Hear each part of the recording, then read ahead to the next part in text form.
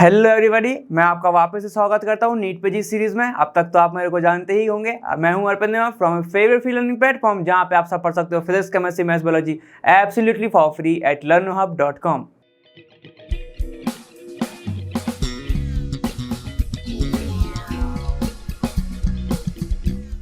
तो हम अपना पूरा कॉन्सेप्ट एड ऑन वहाँ पर ख़त्म कर चुके हैं। अब बात आप आती है आप सभी के प्रैक्टिस करने के ऊपर, ठीक है, जो मेन मैटर करता है, क्योंकि सेल्फ स्टडी के बिना कोई भी चीज़ नहीं हो सकती। ठीक है, आपको कोई कितना भी पुश कर दे, सेल्फ स्टडी बहुत ज़्यादा इंपॉर्टेंट है। ठीक है, तो बस ये बात ध्यान रखिए। ठीक है, आपने कॉन्सेप्ट जो आपने पढ़ा हुआ है उन सब के कॉपी जो है सामने रखो, कॉन्सेप्ट देखो। ठीक है, और आपको आता है तो फिर तो बहुत अच्छी बात है। चलो, उसी के बेसिस पर अपन सारे के सारे क्वेश्चन सॉल्व करने वाले हैं। ठीक है, तो बिना कुछ टाइम वेस्ट करें जल्दी से देखते हैं क्वेश्चन नंबर फर्स्ट में कैसे कैसे क्वेश्चन होंगे और आगे के देखते हैं।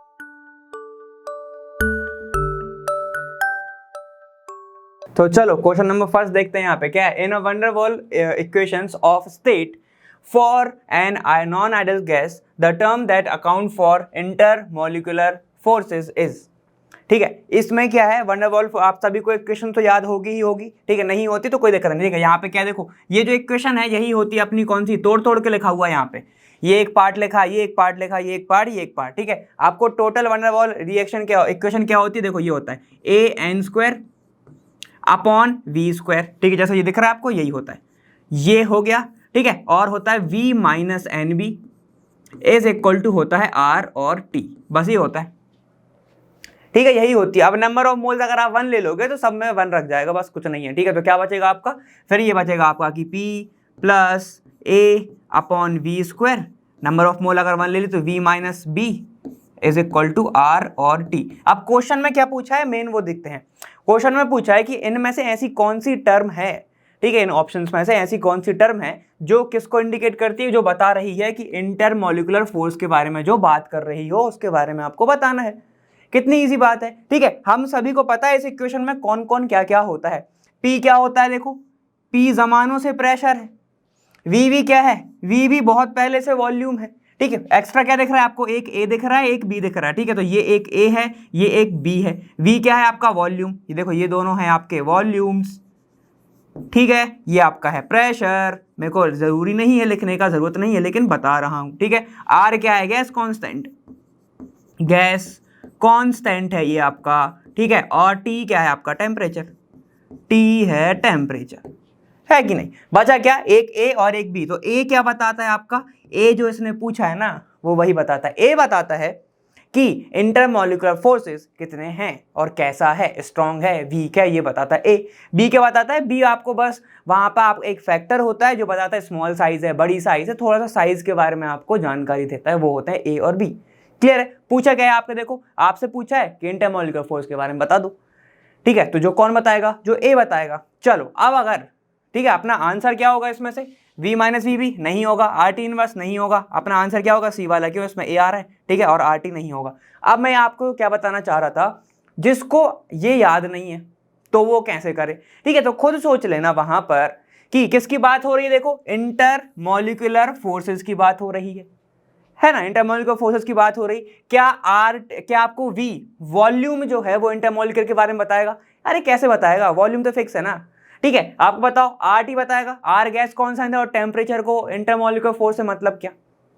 ठीक है, हाँ मुझे पता है कि उसको तोड़ने से मतलब है, टेम्परेचर तोड़ता है फोर्सेस को, लेकिन फिर भी। अब ये देखो प्रेशर का डिपेंड करता है कि नहीं करता है इंटरमोलिकुलर पे, बिल्कुल करता है। अगर यहाँ पर आपका जो फोर्स है वो ज्यादा हो गया तो आपको प्रेशर भी क्या देना पड़ेगा, ज्यादा देना पड़ेगा। समझ पा रहे हो। और अगर गैसेस की बात है, अगर आपका प्रेशर ज्यादा हो गया तो गैस हो भी सकता है लिक्विफाई हो जाए। ठीक है, तो डायरेक्ट मैटर कौन कर रहा है आपका, प्रेशर क्या कर रहा है, बहुत डिपेंडेंट है। समझ पा रहे हो, किस पे, इंटरमोलिकुलर फोर्स पे, और वो कहाँ पे आ रहा है, वो A वहां पर ही है। ठीक है, और अपना क्या है, RT क्या है, RT वही चीज होगी अपनी, गैस कांस्टेंट। तो मैं बताना ये चाह रहा हूं, जिसको ये इक्वेशन याद नहीं रहती, जिसको नहीं पता कि A और B क्या है, ठीक है, तो वो ऐसे जा सकता है कि वॉल्यूम से मतलब नहीं, RT से मतलब नहीं, दोनों में RT, बचा क्या, प्रेशर से हमें क्या पता चलेगा कि भाई इंटरमोलिकुलर फोर्स को मतलब है। क्लियर है, समझ में आ गया। ठीक, तो ये अपना पहला क्वेश्चन था, आगे चलते हैं। देखिए अब है आपका सेकंड क्वेश्चन, जो कि है absolute zero is defined as the temperature. ठीक, एब्सोल्यूट जीरो क्या होता है, ठीक है। ऑप्शन पढ़ लेते हैं यहाँ पे, at which all molecule motion cease, at which liquid helium boils, at which ether boils और ऑल ऑफ दीज, ठीक है। ये सब है। मैंने आप सभी को बताया था कि एब्सोल्यूट टेम्परेचर, एब्सोल्यूट जो टेम्परेचर होता है वो क्या होता है, याद है आपको एक ग्राफ जो एकदम लाइन जो कट कर रही थी, ठीक है। तो अपन उसको क्या बोलते हैं, वहां पर जो मॉलिक्यूल है, जो मॉलिक्यूल है एकदम स्थिर हो जाता है, मतलब उसका जो मोशन है वो बंद हो जाता है, फिर क्या हो जाता है, वो एकदम ही मतलब उसका जो काइनेटिक एनर्जी है वो लगभग जीरो ही हो जाएगी। मतलब मैं बोल सकता हूं कि मॉलिक्यूल का जो मोशन है, मॉलिक्यूल का जो मोशन है वो क्या हो जाता है, एकदम जीरो हो जाता है। जीरो मतलब कि वो बंद ही हो गया, बंद हो गया तो मैं क्या बोल सकता हूं कि मॉलिक्यूल का मोशन सीज हो गया। तो वहां पर एब्सोल्यूट टेम्परेचर पर क्या होता है, मॉलिक्यूल का मोशन सीज हो जाता है। ये तो एकदम बेसिक क्वेश्चन था आप सभी के लिए, ठीक है। ये रहा होगा आपका आंसर। बाकी के आंसर का क्या होगा, ठीक है, बाकी के ऑप्शन का एट विच लिक्विड हीलियम्स बॉइल्स तो नहीं होगा, ठीक है। एट विच ईथर बॉइल्स, ये तो लगभग 36 डिग्री सेल्सियस पे हो जाता है अपने बॉडी टेम्परेचर पर, 37 डिग्री सेल्सियस पर, ठीक है। तो ये भी नहीं होगा। और जब ये दोनों नहीं है तो ऑल ऑफ दी अबव तो हो ही नहीं सकता, है कि नहीं, समझ में आ गया, ठीक है। एब्सोल्यूट टेम्परेचर क्या होता है, मैंने आपको बार बार बताया था ना उस टाइम कि ये वाला टेम्परेचर काफी ज्यादा इंपॉर्टेंट है। अपन ने एक डेरिवेशन भी करा था, तब मैंने फिगर निकाल के बताया था। क्लियर है आप सभी को, मेरे ख्याल से तब तक तो क्लियर ही होगा।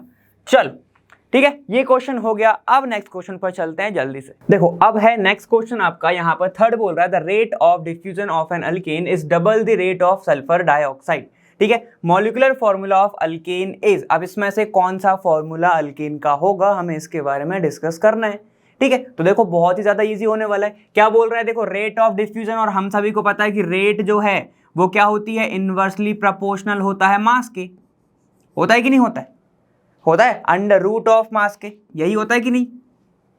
मतलब कि मैंने बताया था ना कॉन्सेप्ट डाउन में कि जो ज्यादा थोड़ा सा अगर मोटा है, ठीक है, तो वो क्या होगा, धीमे भाग पाएगा, मतलब जिसका मास ज्यादा है वो धीमे भाग पाएगा, और जिसका अगर वेट कम है, जो पतला है, ठीक है, तो वो जल्दी भाग पाएगा। तो हो गया ना, रेट कौन है, जब रेट ज्यादा तो उसका मास कम, जब मास ज्यादा तो रेट उसका कम, ठीक है, ये बताया था, ठीक है। तो देखो इसी के अकॉर्डिंग चलेंगे हम। ये क्या है अपना रेट ऑफ डिफ्यूजन, ये है हमारा रेट ऑफ डिफ्यूजन, ठीक है, यही है हमारा, बताओ।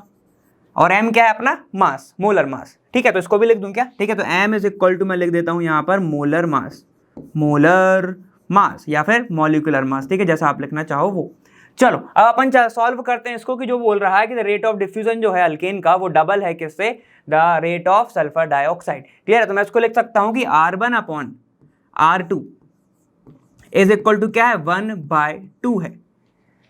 समझ में आ गया, R1 अपॉन R2 क्या है अपना, यहाँ पर 1/2 है, लिख सकता हूँ, डबल है ना, क्योंकि चलो अब ये भी समझा देता हूँ, क्योंकि इसने क्या बोला है कि जो R1 है वो डबल है किसका, R2 का, मतलब जो अपना R1 है वो डबल है किसका, R2 का, यही बोला है इसने, ऐसा ही बोला ना इसने, ठीक है। और हम सभी को पता है R इज इक्वल टू क्या होता है, देखो इनवर्सली प्रोपोर्शनल का रिलेशन है, तो यहाँ पर वही पुट करना है ना, यहीं पे वो पुट करना है, तो इसको मैं डायरेक्ट लिख सकता हूँ ऐसा, ये हो जाएगा आपका अंडर रूट, ठीक है, MsO2 divided by M alkane.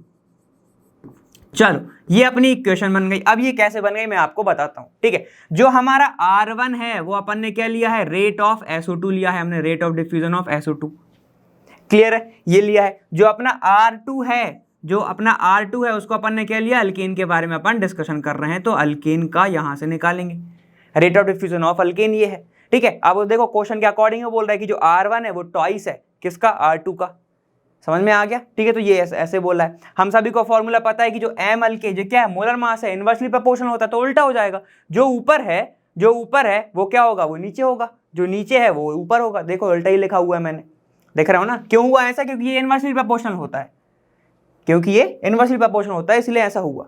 Clear है, समझ में आ गया। तो बस अपन के यही फॉर्मूला लगाना है। अब आगे चलते हैं। अब यहाँ पर ये बोल रहा है क्योंकि इनवर्सली प्रोपोर्शनल था, ठीक है, 1/2 इज इक्वल टू क्या है, अंडर रूट, अपन को M अल्केन निकालना है तो मैं उसको ऐसे ही लिख देता हूँ, ALK लिख रहा हूँ बस, ठीक है, अपॉन ये क्या है, MsO2, SO2 को जरा निकाल लो, ठीक है, तो 16 और ये अपना 32, ठीक है, ये आप SO2 का निकालना है ना, S2O है ना, ऐसे लिख लूँ मैं इसको, तो ये कितना होगा 16, ठीक है, ये और ये आपका 32, ये 16 इसका क्या होता है, मॉलिक्यूलर वेट होता है क्या? नहीं, एटॉमिक नंबर होता है। तो ये कितना हो जाएगा इसका 32, ये हो जाएगा आपका 64 ग्राम ये हो गया। यहाँ पर पुट करना है, देखो 64 रख दिया मैंने इधर, क्या दिक्कत है? अब क्योंकि हमें पता है कि 64 जो है वो एग्जैक्ट किसी का रूट होता ही नहीं है, तो ये बाहर ही नहीं आ पाता। तो हमने क्या किया, कर दिया यहाँ पर दोनों के स्क्वायरिंग कर दी इधर।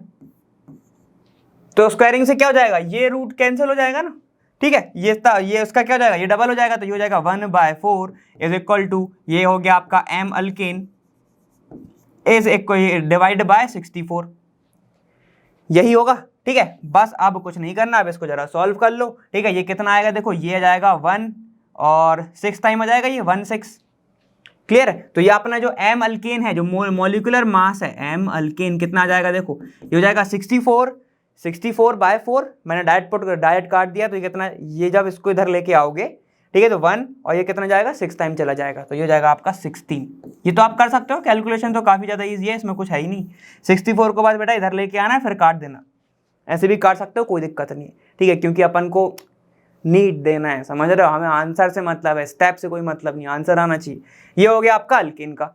तो यहाँ पर हमें ये तो निकालना नहीं था, हमसे पूछा है उसने मॉलिक्यूलर फॉर्मूला, मॉलिक्यूलर मास तो पूछा नहीं था, ठीक है, फॉर्मूला पूछा, तुम फॉर्मूला कैसे निकालोगे? आप ध्यान से सुनते चलो, एक काम करो, पहले अपन करते हैं एक बार अपने जो फॉर्मूला है यहाँ पर मैच करके देख लेते हैं, ठीक है। अपन को क्या पूछा है, अल्केन। अब यहाँ पर देखो अल्केन का हम सभी को फॉर्मूला पता है, क्या होता है जनरल फॉर्मूला, CnH2n+2 होता है, यही होता है ना। तो बस इससे ही निकालेंगे, ठीक। अब यहाँ पर देखो सब में कितने बॉन्ड होने चाहिए, सिंगल बॉन्ड होना चाहिए। ये क्या है C2H4, मतलब क्या होगा इसमें CH2 डबल बॉन्ड CH2, यही होगा। तो ये तो डबल बॉन्ड आ गया, तो इसको हटा दो। ये भी अल्केन है, ये भी अल्केन है और ये भी अल्केन है। अब 3 ऑप्शन बचे अपने पास। अब 2 तरीके हैं, या तो यहां से n की वैल्यू निकाल लें पहला, या फिर क्या करें, ऑप्शन का ही मास निकाल के देख लो।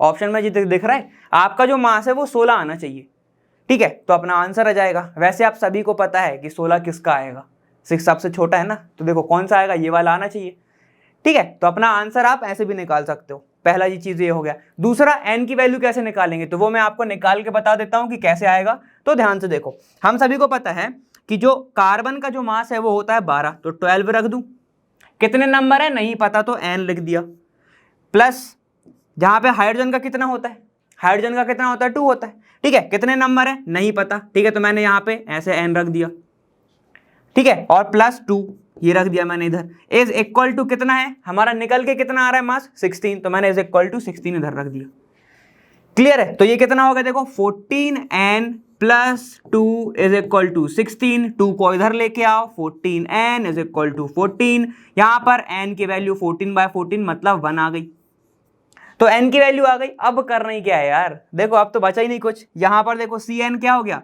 ये हो जाएगा आपका C1H2 × 1 + 2 कितना आ गया, CH4 आ गया। यही तो हमारा आंसर था। ये देखो टिक करो, आगे बढ़ो। क्या तो कुछ दिक्कत आई नहीं आई? कॉन्सेप्ट क्या लगाना था आपको, मेन क्या पता होना चाहिए था आपको, ये फॉर्मूला पता होना चाहिए था कि जो रेट है वो इनवर्सली प्रोपोर्शनल होता है मास के, ठीक है। ये मैं आपको पहले भी बता चुका हूं, मगर उसमें रूट लगा होता है, ठीक है, वहां पे ही बताया था, यहाँ पे ही बताया।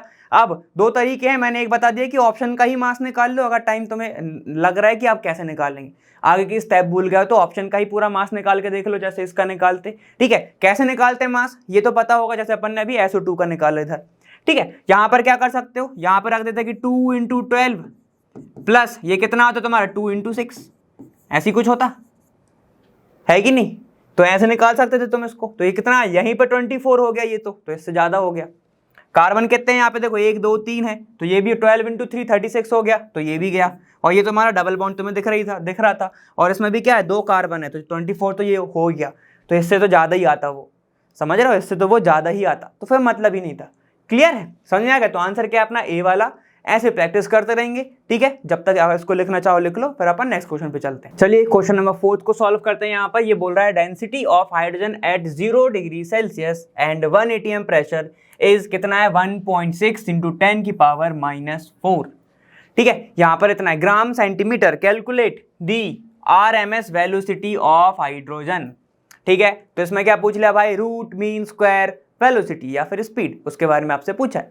तो कैसे सॉल्व करोगे, फॉर्मूला पता है कि नहीं पता है, ठीक है। तो वो क्या होता है, देखो ये होता है आपका VRMS इज इक्वल टू कितना होता है, देखो ये होता है आपका √3RT/m, है कि नहीं, यही तो होता था, ठीक है। तो चलो अब इसको सॉल्व करके देख लेते हैं। लेकिन यहां पर R है जो गैस कांस्टेंट है, T है आपका टेम्परेचर है, M है मास है, ठीक है। इसने देखे रखा है डेंसिटी। तो अब हमें कुछ तो ऐसा करना पड़ेगा कि फॉर्मूला किस में कन्वर्ट हो जाए, डेंसिटी में कन्वर्ट हो जाए। तो कैसे कर सकते हो, थोड़ा सा दिमाग लगाओ। मैंने बताया था कि यहां पर क्या होता है, देखो जो आपका PV इज इक्वल टू क्या होता है, RT होता है, R और T होता है, अगर आपका मोल 1 है तो, है कि नहीं। अगर n आपका 1 है तो ये क्या होगा, RT के इक्वल होगा। तो चलो ये कितना हो जाएगा, फिर इसको सॉल्व करोगे तो √3PV/m हो जाएगा। और डेंसिटी हम सबको पता है कि जो डेंसिटी होती है वो मास बाय वॉल्यूम होती है। आपको क्या दिख रहा है, आपको दिख रहा है कि मास बाय वॉल्यूम नहीं है, वॉल्यूम बाय मास है। तो फिर तो आप आंसर ही नहीं आएगा। क्यों नहीं आएगा, इसका इन्वर्स कर दो ना, ठीक है। तो वॉल्यूम अपॉन मास करोगे तो ये 1/d तो हो जाएगा, क्या दिक्कत है। तो डेंसिटी के टर्म में तो आ गया ना हमारा आंसर। तो बस यहाँ पे पुट करो, यहाँ पे क्या जाएगा, देखो √3 यहाँ पे ये हो जाएगा आपका पूरा का पूरा, ये d हो गया, ठीक है। ये P/d खत्म, ठीक है। ये हो गया आपका फॉर्मूला। अब ध्यान से देखो प्रेशर क्या है, ATM है अपना, 1 ATM की, लेकिन एक और वैल्यू होती है बार में, वो होती है आपकी, जिसको मैं यहाँ पे सॉल्व कर रहा हूँ। प्रेशर कितना हो जाएगा, 3 × 1.013 × 10⁵, ठीक है। ये होता है बार में, डिवाइडेड बाय, देखो अब डेंसिटी कितनी है, डेंसिटी आपकी दी है 1.6 × 10⁻⁻4, ये गिवन है कि नहीं, इतनी गिवन है। चलो अब इसको जरा सॉल्व करेंगे, ठीक है। यहां पर मैं इसको कैसे लिख सकता हूं, ये 1.6 है, अगर मैं इसका पॉइंट हटाऊं तो यहां पर एक माइनस और बढ़ जाएगा, ठीक है। पॉइंट को मैं क्या कर रहा हूं, राइट साइड शिफ्ट कर रहा हूं, मेरे राइट साइड, ठीक है। तो यहाँ पे क्या होगा, नेगेटिव वैल्यू बढ़ेगी, ठीक है। तो इसको मैं सॉल्व कर रहा हूं, क्यों सॉल्व करूंगा अभी समझ जाओगे। देखो इंटू तो कर ही सकते हैं जब तक, ये कितना हो जाएगा, ये हो जाएगा 9, ये 3, ये 0 और ये 3, ठीक है, इंटू 10⁵, डिवाइडेड बाय ये हो जाएगा 16 × 10⁻⁻5, ठीक है। ये लग गया हमारा अंडर रूट, क्लियर है। देखो अब ये 16 हो गया है, 16 किसका स्क्वायर रूट होता है, 4 का, मतलब 4 का स्क्वायर रूट क्या होता है, 16 होता है ना, ठीक है, उल्टा ही है। चलो देखो क्या हो जाएगा, तो यहां पर इसको सॉल्व करेंगे, ठीक है। तो ये जब ऊपर आएगा 10 की पावर, ये ऊपर आएगा क्योंकि अंडर रूट लगा हुआ है, तो ये हो जाएगा 10⁻10, और अंडर रूट लगा इसलिए तो बाहर आएगा, तो क्या हो जाएगा, वो हो जाएगा आपका 10⁻5, ठीक है। समझ पाए मतलब क्या बोल रहा हूँ, ध्यान से देखो, ये होगा 3.039 इंटू 10⁻, ऊपर आ गया तो ये हो गया 10 अंडर रूट डिवाइडेड बाय 4, ठीक है। यहां से हट गया, यहां से ही हट गया। अब इसको सॉल्व कर लोगे तो लगभग आ जाएगा आपका आंसर 0.43 इंटू 10⁻5, लगभग आपका ऐसा कुछ आंसर आने वाला है। ये अगर आपको ऑप्शन दिख रहा है आप सॉल्व कर सकते हो, ठीक है। यहाँ पर आप उसको टिक करेंगे और आंसर बढ़ेंगे, मतलब आंसर की ओर बढ़ेंगे, ठीक है। चलो देख लेते हैं कितना आ रहा है हमारा आंसर। हमारा आ रहा है 0.43 इंटू 10⁵ आएगा आंसर, ठीक है। आप सुनो, कई लोगों को जो कंफ्यूजन होती है कि ये 10⁻10 था, 5 कैसे हो गया, तो वो बता देता हूँ, ठीक है। ये होता है आपका, देखो 10 जो है उसकी पावर 10 है, ये अंडर रूट है, अंडर रूट को कैसे लिख सकता हूँ मैं, 10 इसकी पावर 10 है, इसको मैं लिख सकता हूँ 1/2, पावर का इंटू करो क्या हो जाएगा, देखो 10 डिवाइडेड बाय 2, तो इससे ये कैंसिल हो गया, क्या बच गया 10⁵। समझ में आ गया, ऐसे होता है। अंडर रूट को मैं ऐसे लिखूं या फिर किसी की पावर ऐसे लिखूं 1/2, दोनों सेम ही होता है ना, तो उसमें कंफ्यूज मत हो जाना। तो क्लियर है, समझ में आ गया। सर फिर आप जब स्क्वायर करोगे तो कैसे आएगा, जैसे कि अगर मैंने ऐसे लिखा, देखो 25 लिखा, तो 25 का क्या होगा, देखो इसकी पावर तो सर 1 है, तो कैसे करोगे, अरे ऐसे थोड़ी करते हैं, 5 × 5 क्या होगा, 2 होगा ना, मतलब 5 × 5 25 होगा, तो ऐसे लिख सकता हूँ 5 की पावर है और इसके में क्या है, हाफ है, तो ये कैंसिल हो गया, तो बचा 5, ऐसे निकल के आता है, ठीक है। कंफ्यूज हो जाते हो इसीलिए मैंने ऐसे लिख दिया, क्लियर है। चलो देखो तो कितना आ गया अपना आंसर आया है 0.43 × 10⁵, ठीक है। अपन इसको देखते हैं, यहाँ पे 0.43 यहाँ पर भी है लेकिन पावर नहीं है, तो इसको हटा दो। 0.43 × 10⁵ है, तो इसको टिक करो। 0.43 × 10⁻⁻10 है, तो इसको भी हटा दीजिए। 4.31 इंटू 10 की पावर -5 है, तो इसको भी हटा ही दीजिए। क्लियर है? तो अपना आंसर ये आ गया। मेन जो चीज है जो आपको पता होनी चाहिए वो है आपकी ये फॉर्मूला, ठीक है। और सुनो, सिर्फ ये फॉर्मूला पता होने से भी काम नहीं चलेगा। क्यों नहीं चलेगा? क्योंकि इसमें डेंसिटी दी है, तो डेंसिटी के लिए भी आपको क्या पता होना चाहिए? ये कन्वर्जन आपको आना चाहिए, ठीक है। डायरेक्ट आप ये फॉर्मूला याद रख सकते हो इसको, ठीक है। तो मैं आपको यहाँ पर एक बार मार्क करा देता हूँ। ये जो फॉर्मूला है ये डायरेक्ट आप लिख सकते हो, डेंसिटी का रिलेशन विथ किसका? अपना RMS, ठीक है, इज इक्वल टू VRMS। ये वाला आप चाहो तो ये आप लिख सकते हो। क्लियर? ठीक है। तो बस ये वाला हमारा ऐसा क्वेश्चन था। अब नेक्स्ट क्वेश्चन पे बात करेंगे। चलिए क्वेश्चन नंबर 5 को सॉल्व करते हैं। यहाँ पर क्या बोला था? Compressibility factor Z of H2 and helium is greater than 1 because, ठीक है। अब ये बोल रहा है कि आपका जो कंप्रेसिव फैक्टर है वो किसका? एक आपका हाइड्रोजन का, ठीक है, हाइड्रोजन का, और आपके जो हीलियम है उसका, ठीक है। वो Z is equal to, Z जो है वो ग्रेटर देन 1 के होता है। मतलब क्या पूछ रहा है? वो जो Z है वो 1 के ग्रेटर कैसे होता है? उसके रीजंस कुछ ऐसे लिखे हुए हैं। क्या क्या? Due to smaller size of H2 and helium intermolecular force negligible होते हैं, ये बोल रहा है। Z increases with increase in pressure. अच्छा, इसने दूसरी कंडीशन भी दी हुई है क्या? कि देखो जो Z बढ़ेगा तो प्रेशर भी बढ़ेगा। इसने ये भी दे दिया नया सा, ठीक है। और डी वाला ऑप्शन दे रहा है ऑल ऑफ दी अबव।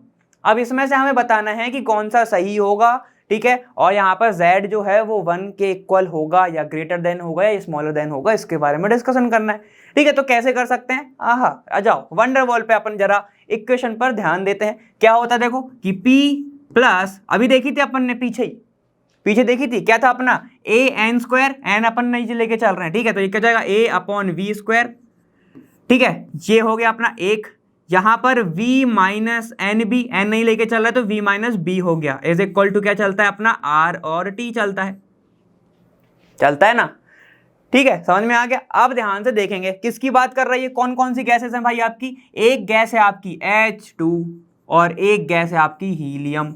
अब सुनो, एक पॉइंट इसका बिल्कुल सही है। क्या? यहां पर बोल रहा है कि स्मॉलर साइज होता है दोनों का, तो बिल्कुल मैं यहां पे क्या लिखूंगा? इन दोनों का होता है स्मॉलर साइज होता है, जिनके कारण इनका जो इंटरेक्शन है वो क्या होता है? थोड़ा कम होता है, ठीक है। इसमें जब बोल सकता हूं कि जो इंटरमॉलिक्यूलर फोर्सेस हैं, इंटरमॉलिक्यूलर फोर्स जो है इसमें वो क्या होता है? वो कम होता है। समझ में आ गया? जो अट्रैक्शन है, बेसिकली जो अट्रैक्शन है, अट्रैक्शन फोर्स जो होता है, जो अट्रैक्टिव पावर होती है वो क्या होती है? उसमें कम होती है, जिसके कारण हम क्या करेंगे? अगर ये कम है तो A/V² क्या हो जाएगा? इसको मैं ले सकता हूं नेग्लिजिबल, ठीक है। तो लगभग मैं इसको 0 कंसिडर कर रहा हूं, ठीक है। तो ये क्या हो जाएगा? ये 0 हो जाएगा, नेग्लिजिबल हो जाएगा। क्यों? क्योंकि ए क्या बताता है? ए अभी बताया था मैंने, अट्रैक्शन के बारे में बताया था, ये इंटरमॉलिक्यूलर फोर्सेस के बारे में बताया था। ये क्वेश्चन नंबर अपना 1 था शायद, ठीक है। तो इसको हटा दो तो क्या बच गया? देखो ये बच गया P, ये तो पूरा 0 हो गया, तो इसको मैं ऐसे काट रहा हूं, ऐसे काट दिया, ठीक है। ये बचा आपका इंटू डायरेक्ट कर दो, V minus B is equal to R और T। सही है यहां तक? ठीक है। तो क्या हो जाएगा? देखो PV minus PB is equal to R और T। तो क्या करना है? जरा साइड चेंज करके देख लो भाई। PV इज इक्वल टू क्या हो जाएगा? RT प्लस PB, ठीक है। अब जरा बताओ डेफिनेशन से कि जो Z है वो क्या होता है? Z होता है हमारा कंप्रेसिबिलिटी इंडेक्स। बिल्कुल सही कह रहे हो। उसका फॉर्मूला क्या होता है? PV डिवाइडेड बाय N को लेके नहीं चल रहे हैं, क्या होता है? RT होता है ना, ठीक है। तो हमें दिखाना क्या, हमें बताना क्या है? वो किसके बारे में पूछ रहा है? Z के बारे में ही पूछ रहा है, तो हमें Z बनाना पड़ेगा। Z कैसे बनाओगे? PV आपको दिख रहा है, डिवाइड में सिर्फ RT चाहिए। तो सर एक काम करो, यहां से उठा के डाल दो इधर। अगर मैंने यहां से इधर डाल दिया तो मैथ्स तो थोड़ी बहुत पड़ी होगी ना, वो माइनस में आएगा, ठीक है। तो डिवाइड में तो जाएगा नहीं, तो एक काम करते हैं, दोनों साइड क्या करते हैं? RT से डिवाइड कर देते हैं, ठीक है। तो मैं क्या कर रहा हूं, ध्यान से देखो, divided by RT divided by RT divided by R और T। सही है? समझ में आ गया? तो ये क्या बन गया आपका? अब ये हो गया आपका K बोल रहा हूं, ये क्या हो गया आपका? Z। ये हो गया आपका Z कंप्रेसिबिलिटी, ठीक है। कितना पार्ट? इतना पार्ट हो गया। ये देखो, समझ पाए? ये देखो सेम दिख रहा है, बस वैल्यू पुट कर दो तो क्या हो जाएगा? देखो Z is equal to RT divide by RT 1 plus PV divide by RT। तो अब खुद बताओ ये वाली इक्वेशन देख के, ये देखो यहां पर 1 के प्लस में है PV अपॉन RT, तो मतलब इसकी कुछ ना कुछ तो वैल्यू होगी, एक तो होगी, 0.1 तो होगी, 0.2 तो होगी, टेम्परेचर कुछ तो होगा, प्रेशर कुछ तो होगा, होगा कि नहीं? ठीक है, तो इसकी कुछ तो वैल्यू होगी, मतलब 1 से तो ज्यादा ही आएगा, या तो इक्वल आएगा या तो ज्यादा आएगा। इक्वल जब आएगा जब इसकी वैल्यू है ही नहीं, एकदम जीरो है तब, ठीक है, और जीरो बहुत मुश्किल है। तो यहां पर कुछ ना कुछ तो वैल्यू होगा, 0.1 भी अगर है तो 1.1 आएगा, और 1.1 अगर आ गया, ठीक है, तो ये 1 से क्या है, ग्रेटर है। समझ पे आ रहे हो? ठीक है, तो इसीलिए यहां पर ये बात सही है कि जो Z है वो क्या होगा, ग्रेटर देन 1 होगा। समझ गए? ठीक है, क्यों होगा? क्योंकि स्मॉलर साइज है, तो बिल्कुल ऑप्शन ये वाला सही है। स्मॉलर साइज के कारण क्या है, अपना इंटरमोलिकुलर फोर्स कम है, तो भी ये वाला ऑप्शन भी सही है। अब उसने जो तीसरा वाला पूछा है वो क्या बोल रहा है कि Z increases with increase in pressure. तो जरा एक काम करो, ये जो अपनी इक्वेशन आई है वो देखो, Z के मैं बोल सकता हूं डायरेक्टली प्रोपोर्शनल प्रेशर है, देखो जस्ट इक्वल इक्वल सामने सामने, Z के डायरेक्टली प्रोपोर्शनल प्रेशर है, और अगर डायरेक्टली प्रोपोर्शनल है इस इक्वेशन से तो क्या होगा, जो जब भी Z बढ़ेगा तब तब प्रेशर बढ़ेगा। क्या दिक्कत है? सही तो बोल रहा हूं। आगे अपना आंसर, ठीक है, तो यहां पर ये वाला ऑप्शन भी हमारा सही जा रहा है, इसका मतलब आंसर हमारे होंगे सारे के सारे। ठीक है, तो लगा दो D मतलब सारे के सारे, ऑल ऑफ दी अबव। ठीक है, ये सारा हमारा सही है। समझ में आ गया क्या क्या चीजें हो गई? क्लियर है? तो ऐसे आप जरा अपना कॉन्सेप्ट बिठाएंगे, ये मत सोच लेना कि सिर्फ एक ही आंसर हो सकता है। अगर ये सोच के बैठ गए, अच्छा उसमें ऐसे जो अभी जो वीडियो देख रहे हैं वो ऐसे कई लोग भी होंगे ना, वो रबर पे, हम लोगों ने तो करा है एग्जाम में, लेकिन ऐसे कॉम्पिटिटिव में नहीं करा था, रबर पे लिख देते थे ABCD। ठीक है, जब उसको ऐसे रोल करते थे, जो भी आ गया सामने, ये ऐसे A आ गया तो ये टिक करके जाओगे। अगर ऐसे वाले आप ऐसे अटेम्प्ट कर रहे हो तो बिल्कुल कॉन्सेप्ट ना समझे, वैसे ही करके आइएगा। ठीक है, घर पे आइएगा, जो आपकी जो रैंक आएगी, जो मैंने एक वीडियो देखी थी वहां पे, जो आपकी जो रैंक आएगी वो नोट जो है ना, नोट की जो नंबर पढ़ देना, नंबर पढ़ देना, वही रैंक होगी। समझ रहे हो? ऐसे आएंगे फिर नंबर। इसलिए कह रहा हूँ थोड़ा कॉन्सेप्ट में दिमाग लगा के पढ़ना, वरना ये आप A लगा के जाओगे या B लगा के जाओगे, आंसर हमारा जबकि D रहेगा। क्लियर है? समझ गए? इसको लिखना चाहो लिखो, फिर आगे चलते हैं। देखो क्वेश्चन नंबर 6 की बात कर लें। अब यहाँ पर क्या बोल रहा है, in a container air is filled, एक कंटेनर है उसके अंदर हवा भरी हुई है। ठीक है, यहाँ पर क्या है, एक कंटेनर है जिसके अंदर हवा भरी हुई है, ऐसे। ठीक है, मैं हंसा क्यों, मेरे को याद आ गए एक चिप्स जिसमें सिर्फ हवा भरी रहती है, चिप्स होते ही नहीं है। ठीक है, देखो यहाँ पर क्या है, एक कंटेनर है जिसके अंदर भरी हुई है सिर्फ हवा, एयर। ठीक है, ये हो गई। अब क्या है, इट इज क्लोज्ड, और आपने ये बोला है कि ये बंद है।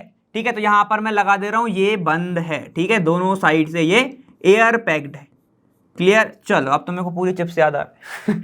How much it should be heated so as the cork of container is removed, हमने कुछ मिस कर दिया। हाँ, it is closed at 47 degree Celsius, मतलब ये कितने पे क्लोज है, इसका जो टेम्परेचर है वो यहाँ पर है 47 डिग्री सेल्सियस। और ये वाले चैप्टर में डिग्री सेल्सियस में जितने भी साइंटिस्ट थे सब रूठे बैठे हैं, उन्हें डिग्री सेल्सियस से मतलब नहीं है, उन्हें पसंद कौन है, आपका केल्विन। तो यहाँ पर इसको कन्वर्ट करो 273। ठीक है, तो लगभग कितना जाएगा, ये 80 और ये 40, 320 केल्विन कुछ आपका ऐसा आएगा। ठीक है, तो चलो फिर से पढ़ लेते हैं। यहाँ पर एक कंटेनर है जो एयर टाइट है, एयर फिल्ड है।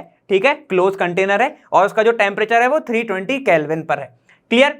अब how much it should be heated so as the cork of container is removed, मतलब और कितना मैं इसको हीट करूं, मतलब वो कहीं ना कहीं हीट तो कर रहा है, वो भले पूछ रहा है हमसे लेकिन वो ट्राई कर रहा है हीट करने का। ठीक है, तो मैं इसको ये लिख सकता हूं यहाँ पे कि ये क्या कर रहा है, यहां पर से वो हीट दे रहा है, उसने यहां से हीट दे दी, मतलब टेम्परेचर बढ़ रहा है। ठीक है, तो यहां पे मैं लिख रहा हूं कि T2।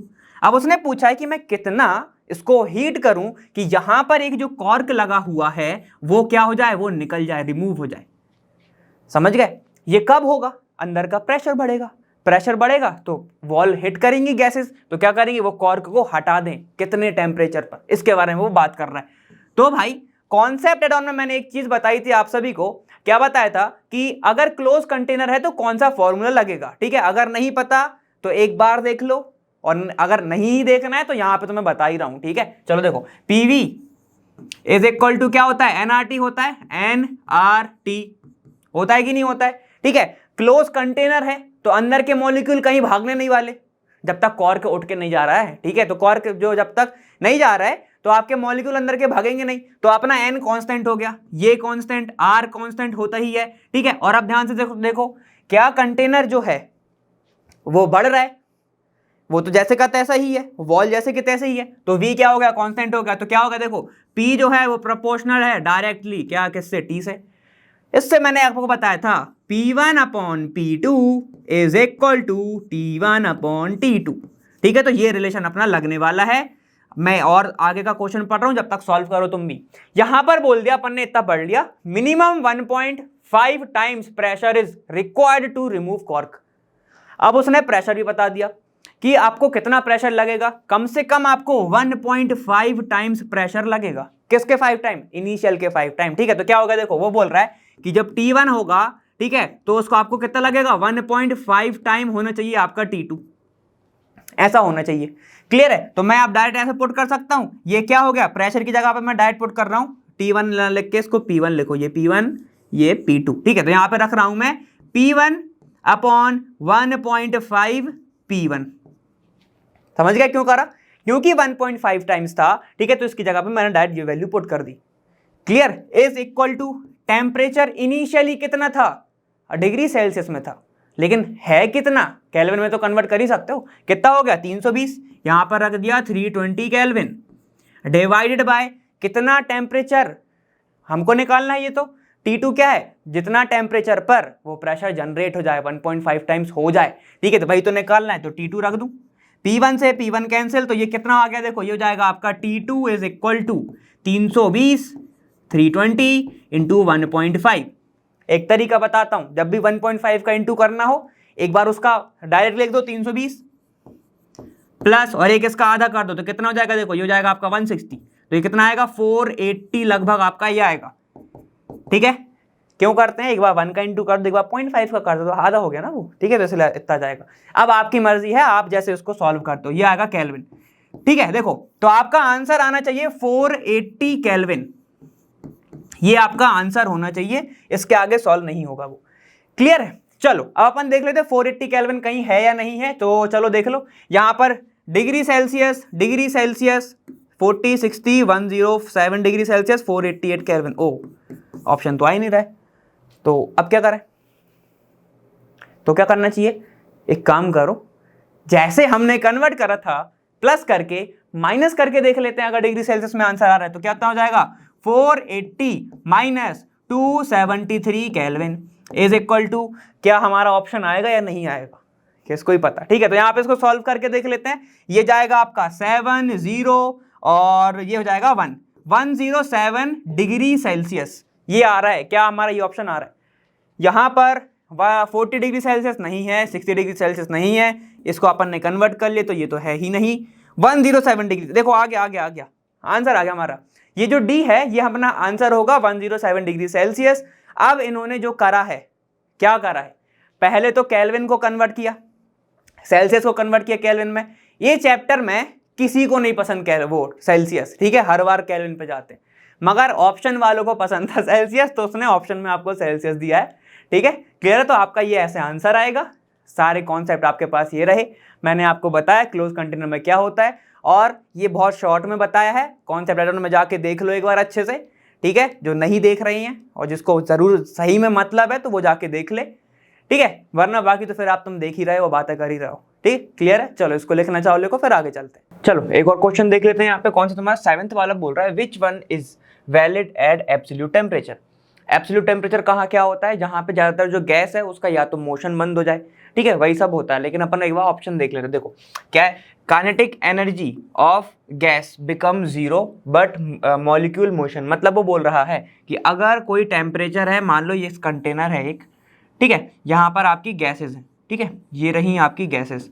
अब क्या बोल रहा है वो कि यहाँ पर एक एब्सोल्यूट टेम्परेचर है, ठीक है, एब्सोल्यूट टेम्परेचर है, जिसका आप सभी को मतलब पता है अभी, ठीक है, क्योंकि मैं करा चुका हूँ। ये एब्सोल्यूट टेम्परेचर है। यहाँ पे वो बोल रहा है पहला ऑप्शन कि यहाँ पर अगर उसकी काइनेटिक एनर्जी 0 हो गई, काइनेटिक एनर्जी अगर इसकी हो गई 0, लेकिन मोशन क्या रहेगा, वो मॉलिक्यूल जो है वो मूवमेंट करता रहेगा, ठीक है। तो ऐसा तो हो ही नहीं सकता कि अगर उसकी काइनेटिक एनर्जी ही 0 हो गई तो मोशन होगा ही नहीं उसका, ठीक है। तो ये वाला ऑप्शन तो हटा दो। चलो अब देखो आगे आओ। Kinetic energy of molecule gas become 0 and molecule motion also become 0। ये कुछ बात हुई, क्या बोल रहा है देखो कि जब अगर काइनेटिक एनर्जी हो गई आपकी 0, अब एनर्जी ही नहीं है, ठीक है, एनर्जी ही 0 हो चुकी है, तो मूवमेंट कैसे करेगा, मोशन कैसे करेगा, तो उसका मोशन भी क्या हो जाएगा 0, मोशन भी हो जाएगा उसका 0, ठीक है। तो वही टेम्परेचर होता है जिस पर जो मॉलिक्यूल होता है, ठीक है, एब्सोल्यूट टेम्परेचर वो होता है जिस पे जो मॉलिक्यूल होता है उसका मोशन सीज हो जाए या फिर उसका जो काइनेटिक एनर्जी है वो 0 हो जाए, ठीक है। उसको ही क्या बोलते हैं, एब्सोल्यूट टेम्परेचर, एब्सोल्यूट टेम्परेचर उसको ही बोला जाता है, ठीक है, उसको याद रखेंगे। चलो ठीक है, तो ये वाला ऑप्शन तो सही है। चलो देख लेते हैं नीचे के। Kinetic energy of gas decreases, kinetic energy की जो वो है डिक्रीज हो जाएगी बट डज नॉट बिकम 0। ये बोल रहा है कि एब्सोल्यूट टेम्परेचर पर काइनेटिक एनर्जी जो है वो क्या हो जाएगी, कम हो जाएगी, कम हो जाएगी तो मोशन करता रहेगा वो, ठीक है। लेकिन एब्सोल्यूट टेम्परेचर पर क्या होता है, वो पूरा 0 ही हो जाता है, ठीक है। तो ये वाला ऑप्शन भी नहीं होगा।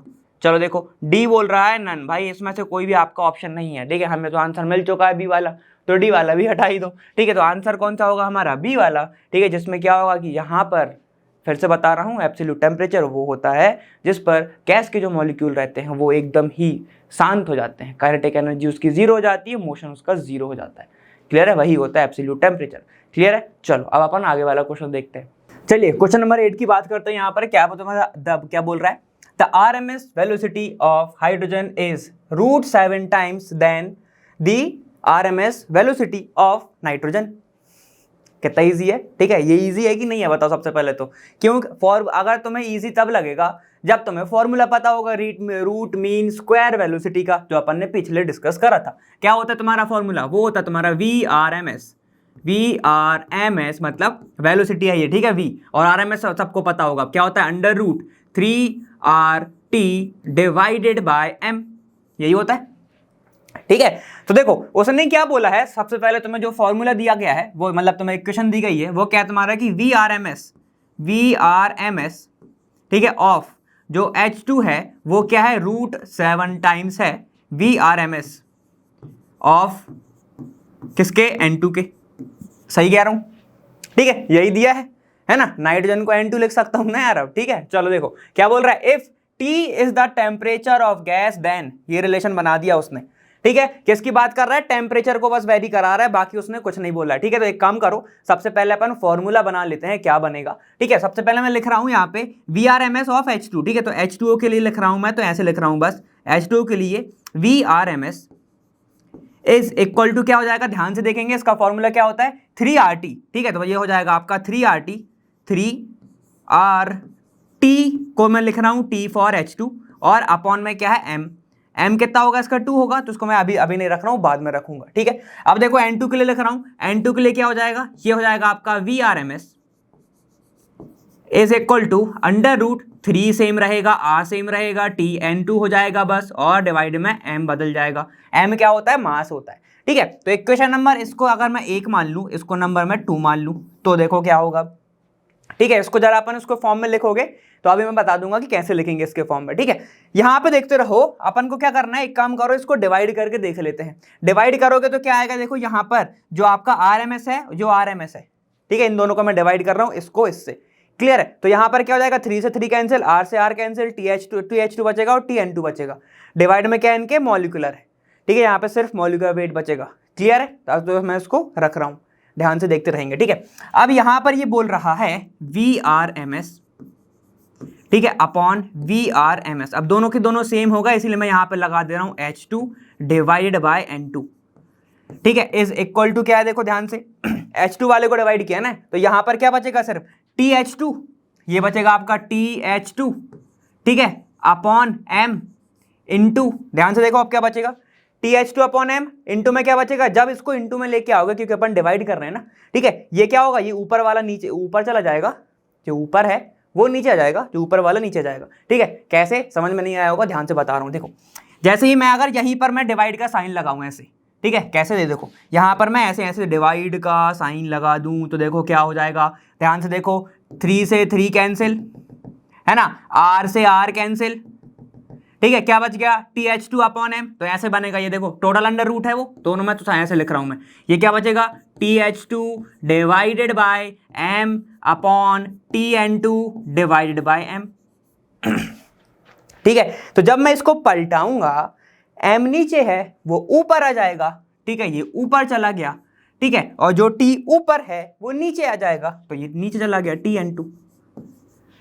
समझ गए, ऐसे बोल रहा था मैं। अब देखो M किसका है, ये वाला जो M है वो नाइट्रोजन का है, तो मैं MN2 लिख दूं इधर, ठीक है, कंफ्यूज मत हो जाना, ये H2 है, वरना M से M कैंसिल कर दो तुम।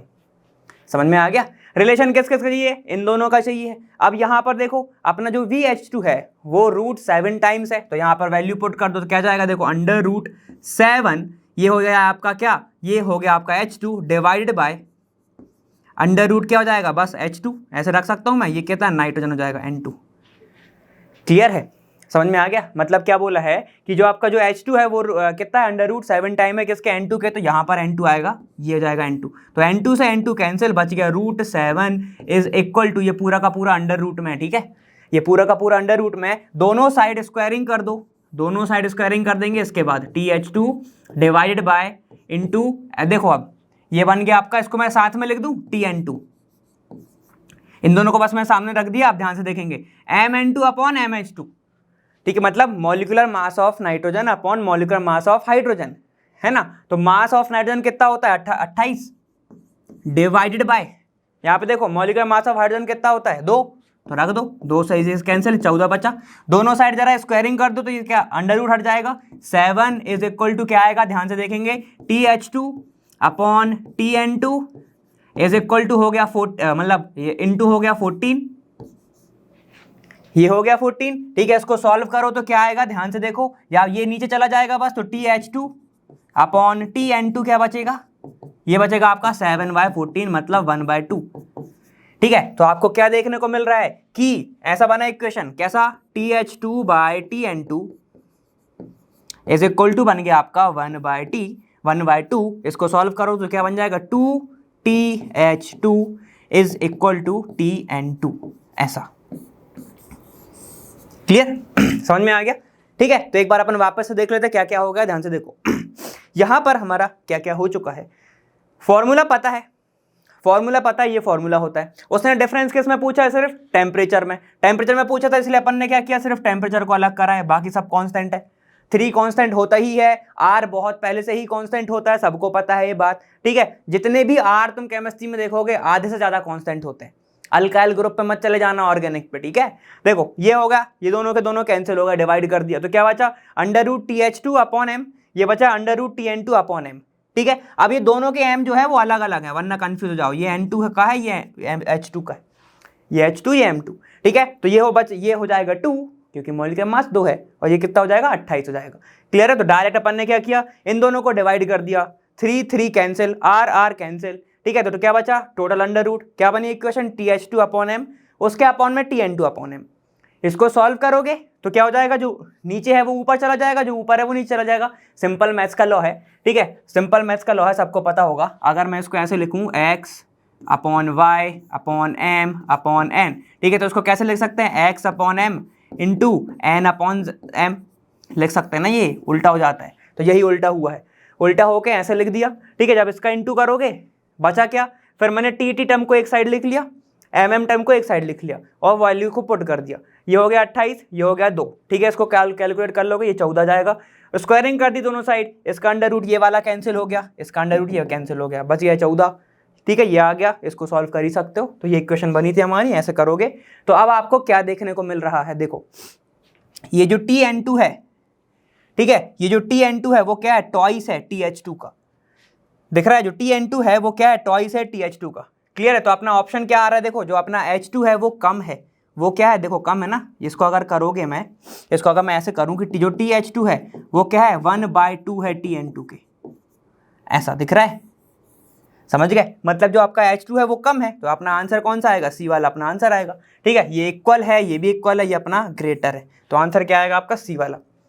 क्लियर है, समझ में आ गया। तो ये आपका ऐसे रिलेशन सॉल्व होगा। ये अपना 8th क्वेश्चन था, इसको लिखो, फिर अपन आगे चलते हैं। चलो अब चलते हैं 9th क्वेश्चन पर, जो कि बोल रहा है a close vessel contain equal number of O2 and H2 molecules at total pressure of 740 mm if oxygen is completely removed from the mixture the pressure will.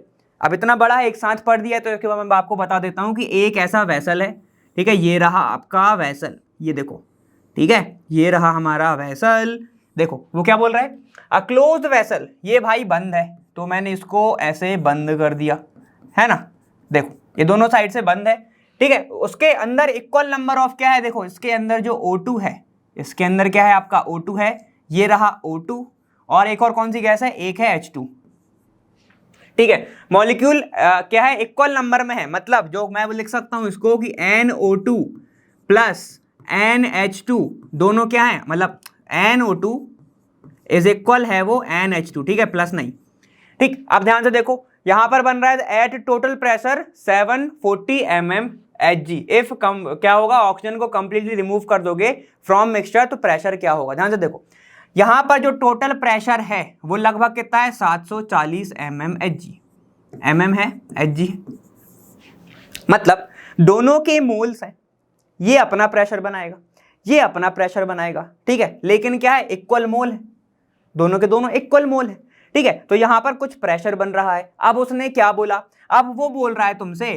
कि अगर मैं क्या करूं, यहां से जो O2 है उसको हटा दूं, O2 है उसको हटा दूं, तो क्या होगा प्रेशर के साथ। ध्यान से देखो क्या होगा, ड्रॉप 720/2 मतलब लगभग क्या हो गया, हाफ हो गया, ठीक है। ड्रॉप टू 720/9 मतलब 9 टाइम गिर गया, कितना होगा, 740 डिवाइडेड बाय 9 हो गया, ठीक है। रिमेन अनचेंज, कोई भी चेंज ना हो, और 3 टाइम गिर गया, डिवाइडेड बाय 3 हो गया, क्या होगा, ठीक है। मतलब अब एक काम करते हैं ना, इसको एग्जांपल से समझते हैं, ठीक है। सुनो, कोई दोस्त है आपका, उसने 50 रुपए दिए, आपने भी 50 रुपए दिए, तब जाके टोटल प्रेशर जो शॉपकीपर पे आया था वो 100 रुपए का आ गया, ठीक है। टोटल प्रेशर जो आया वो 100 रुपए का आ गया, क्लियर है। मतलब एक एग्जांपल और समझ सकते हैं, आपने यहां से 15 पास्कल पुश किया, आपके दोस्त ने भी सेम प्रेशर लगाया वहां से 15 पास्कल, ठीक है। तो अपना जो टोटल बना वो 100 का बना, 100 का प्रेशर वहां पर जा रहा है, या फिर दीवार पे लग रहा है, जिस पे भी आप पुश कर रहे हो, गाड़ी पे कर रहे हो, उस पे लग रहा है, ठीक है। अब क्या हुआ, आपका दोस्त वहां से भाग गया, आपका दोस्त वहां से भाग गया, तो ये कितना हो जाएगा, देखो यहां पर जो 100 था, 50 चला गया, तो कितना हो जाएगा, 100 माइनस 50, मतलब कितना होगा ये 50। तो अब मैं क्या बोलूं, 100 था, डिवाइड अगर 2 से करोगे तो कितना जाएगा, 50 हो जाएगा, लगभग 100 का एकदम हाफ हो गया। तो सेम चीज यहां पर भी है, ऑक्सीजन और जो हमारे हाइड्रोजन है साथ मिलके क्या कर रहे थे, प्रेशर लगा रहे थे, ठीक है। तो टोटल प्रेशर कितना आ रहा था, 720 mm आ रहा था, है ना। लेकिन अब क्या हुआ, ऑक्सीजन ही भाग गया, ऑक्सीजन भाग गया तो क्या हो जाएगा, यहां पर नाइट्रोजन सिर्फ कितना प्रेशर लगाएगा, उसका आधा लगाएगा, इक्वल मोल में, ठीक है। तो आंसर क्या आएगा आपका, देखो लगभग आधा आएगा, जो आपका आंसर होगा, आंसर होगा ए, मतलब हाफ, क्या, हाफ प्रेशर लगेगा, बस समझ गए, ये होगा आपका आंसर, क्लियर है। बस थोड़ा सा लॉजिकल था, इसको सॉल्व करने की भी जरूरत नहीं है, आप देख के ही लगा सकते थे, थोड़ा सा लॉजिकल था, क्लियर है, समझ में आ गया। इसको लिखने की वैसे जरूरत नहीं, स्क्रीनशॉट लो फिर आगे बढ़ो। चलिए देखिए, अब ये वाला क्वेश्चन है 10th, बोल रहा है Patna is found to be most humid city, ठीक है। बहुत ही ज्यादा ह्यूमिडिटी रहती है कहाँ पे, पटना में, और मतलब सही में रहती है, ठीक है, ऐसा नहीं है कि इसमें बस लिखा है, सही में ही रहती है उधर, ठीक है। The mole fraction of water vapour in air, यहाँ पर उसने जी के समझा दिया भाई तुम्हें, ठीक है, ये तुम्हें जीके का नॉलेज मिल गया यहाँ पे, और उसने फिर क्वेश्चन दे दिया तुम्हें। देखो क्या बोल रहा है, the mole fraction of water vapour in air at 25 degree Celsius is 0.02, ठीक है। तो देखो मोल फ्रैक्शन को किससे शो करते हैं, पंचाई से, तो चाई में लिख रहा हूँ, चाई H2O इज इक्वल टू हो जाएगा 0.02। चलो आगे आओ, if total pressure of air कितना दिया है आपको, 0.7701 बार, कैलकुलेट द पार्शियल प्रेशर। अरे ये तो बहुत ईजी है, आपको करना ही क्या है, डीएलपी पे लगा दो, यहाँ पे क्या करना है, देखो हमको डेल्टन्स भैया का जो लॉ है वो लगाना है, Dalton's law of partial pressure लगा दो, ठीक है, डीएलपी लगा दो। क्या होता है पता होगा ना, कैसे ये होता है आपका कि पार्शियल जो होता है प्रेशर, पार्शियल प्रेशर वो इक्वल होता है मोल फ्रैक्शन ऑफ किसी भी चीज के, यहाँ पर वाटर है तो वाटर ले लेते हैं, इनटू टोटल प्रेशर के।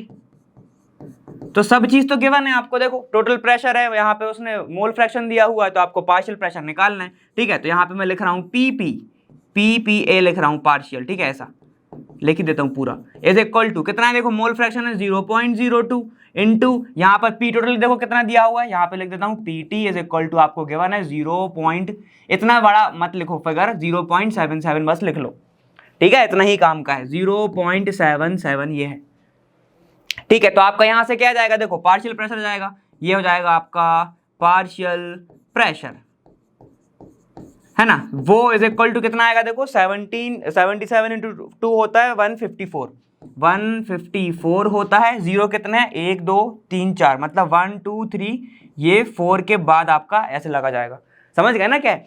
पॉइंट खिसका है भाई, 2 इधर थे 2 इधर थे, ठीक है, तो टोटल कितने पॉइंट खिसकेंगे, 4 खिसकेंगे, तो मैंने खिसका दिए, क्लियर है। चलो अब देखो यहाँ पर बोल रहा है calculate the partial pressure of H2O, तो पार्शियल प्रेशर कितना आ गया आपका, पार्शियल प्रेशर ऑफ H2O आ गया आपका 0.0154, ठीक है। अब in air and relative humidity if pressure of water at 298 kelvin is 0.0313, तो देखो बहुत इजी है, यहाँ पर आपको किस में पूछा है देखो, यहाँ पे परसेंटेज, मतलब आपको जो ऑप्शन दिया गया है आपको सॉल्व करना ही पड़ेगा, क्या यहाँ पर रिलेटिव ह्यूमिडिटी, उसका ही वो परसेंटेज वहाँ पे निकाला है। तो रिलेटिव ह्यूमिडिटी कैसे निकालोगे, एक काम करो, हर भी चीज जितनी भी तुमने आइसोलेशन करा होगा, एक्सट्रैक्ट करा होगा, तो क्या करते थे अपन, जो कंपाउंड तुम्हें मिला है वो डिवाइडेड बाय टोटल कंपाउंड का वेट क्या है उसका, ठीक है, इंटू 100, ठीक है। तो यहाँ पर भी सेम ही होगा, कोई बड़ी बात नहीं, नई बात नहीं होगी। कैसे होगा देखो, यहाँ पर हमें निकालना है रिलेटिव ह्यूमिडिटी, तो मैं सिर्फ लिख रहा हूं RH, ठीक है, रिलेटिव ह्यूमिडिटी ऐसे लिख रहा हूं, इज इक्वल टू जितना पार्शियल प्रेशर हमारा वाटर का आया वो, ठीक है, तो मैं यहां पे लिख दूं partial pressure of water, partial pressure of water मतलब H2O डिवाइडेड बाय टोटल कितना प्रेजेंट है प्रेशर, देखो टोटल प्रेशर कितना प्रेजेंट है उसका, किसका, वाटर का, तो यहां पे लिख दो टोटल प्रेशर और परसेंटेज निकाल रहे हो तो इनटू किससे कर दोगे, 100 से, ये तो आता ही होगा परसेंटेज निकालते हुए। आपके जिस सब्जेक्ट कितने मार्क्स आए टोटल सब्जेक्ट में ऊपर रखते हैं, नीचे टोटल सब्जेक्ट मिला के मैक्सिमम नंबर कितने हैं वो इंटू 100, ठीक है ना, मतलब अगर भाई 500 का पेपर हो रहा है, ठीक है, 300 नंबर तुम्हारे आए हैं, तो 300 ऊपर रखोगे 500 नीचे रखोगे, इंटू 100 से कर दोगे तो परसेंटेज आएगा, है कि नहीं, वैसे तो निकालते हैं। चलो अब रखो RH कितना आएगा, ये कितना देखो, पार्शियल प्रेशर कितना आया था, 0.0154 आया था, ये देखो, है ना, डिवाइडेड बाय टोटल प्रेशर देखो कितना है आपके पास, 0.0313, इंटू कर दो 100 से,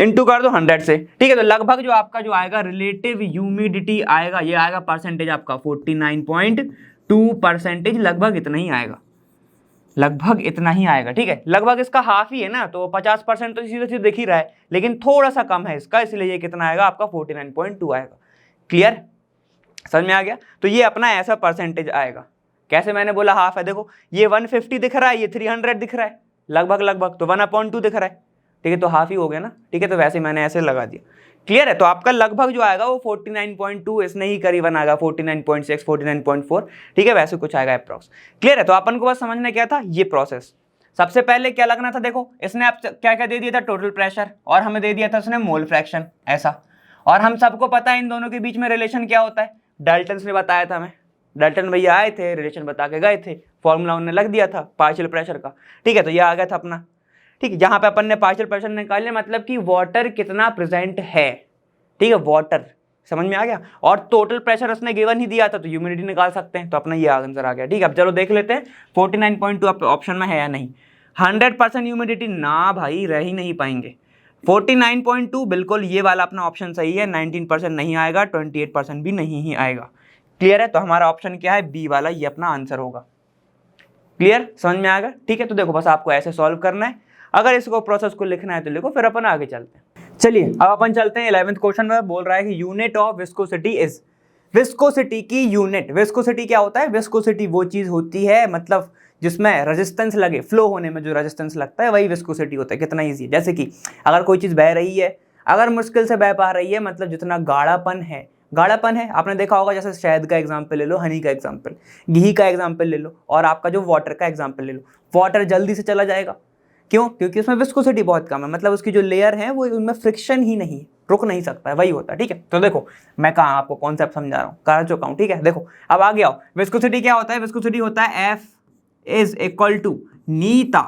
ठीक है, नीटा आपका होता है into A into dV upon dx। सबको पता होगा क्या क्या है ये। A अपना है एरिया, A है अपना एरिया, F है हमारा फोर्स, ठीक है, नीटा क्या है हमारा? कोफिशिएंट ऑफ विस्कोसिटी, तो सिर्फ लिख रहा हूं मैं विस्कोसिटी। dV क्या है? स्मॉल डिस्प्लेसमेंट, छोटी सी डिस्प्लेसमेंट बीच में की लेयर की। ठीक है, ये अपना क्या है? डिस्प्लेसमेंट। ओ ये अपना वेलोसिटी है, ये है वेलोसिटी। ठीक है, तो ये क्या है अपना x, ये है अपनी डिस्प्लेसमेंट, या फिर लेंथ बोल सकते हो या डिस्टेंस बोल सकते हो। डिस्टेंस लिख देता हूं, डिस्टेंस। क्यों लिखाया? यूनिट की बात है भाई, ये सब पता होना चाहिए। ठीक है, तो F क्या होता है? देखो यहां पर हमें किसका चाहिए? विस्कोसिटी का निकालना है, तो विस्कोसिटी की वैल्यू निकालो। तो ए नीटा इज इक्वल टू कितना हो जाएगा? देखो F अपॉन में जाएगा ये A। ठीक है, ये अभी कितना, ये अभी क्या दिख रहा है? सीधा दिख रहा है, उल्टा कर दो, dx अपॉन dv। यही बच गया, कुछ रह गया क्या? देखो फोर्स इधर है, एरिया इधर है, d और dx भी इधर है। समझ में आ गया? अब अपन को यूनिट निकालना है। फोर्स की जो यूनिट होती है, देखो डायन में है ना, तो आपको सीजीएस में नहीं निकालना, न्यूटन की बात नहीं कर रहा है वो। ठीक है, सीजीएस में लिखो तो कितना होगा? देखो इसको मैं लिख देता हूं यहां पे अलग से, ये हो जाएगा आपका डायन।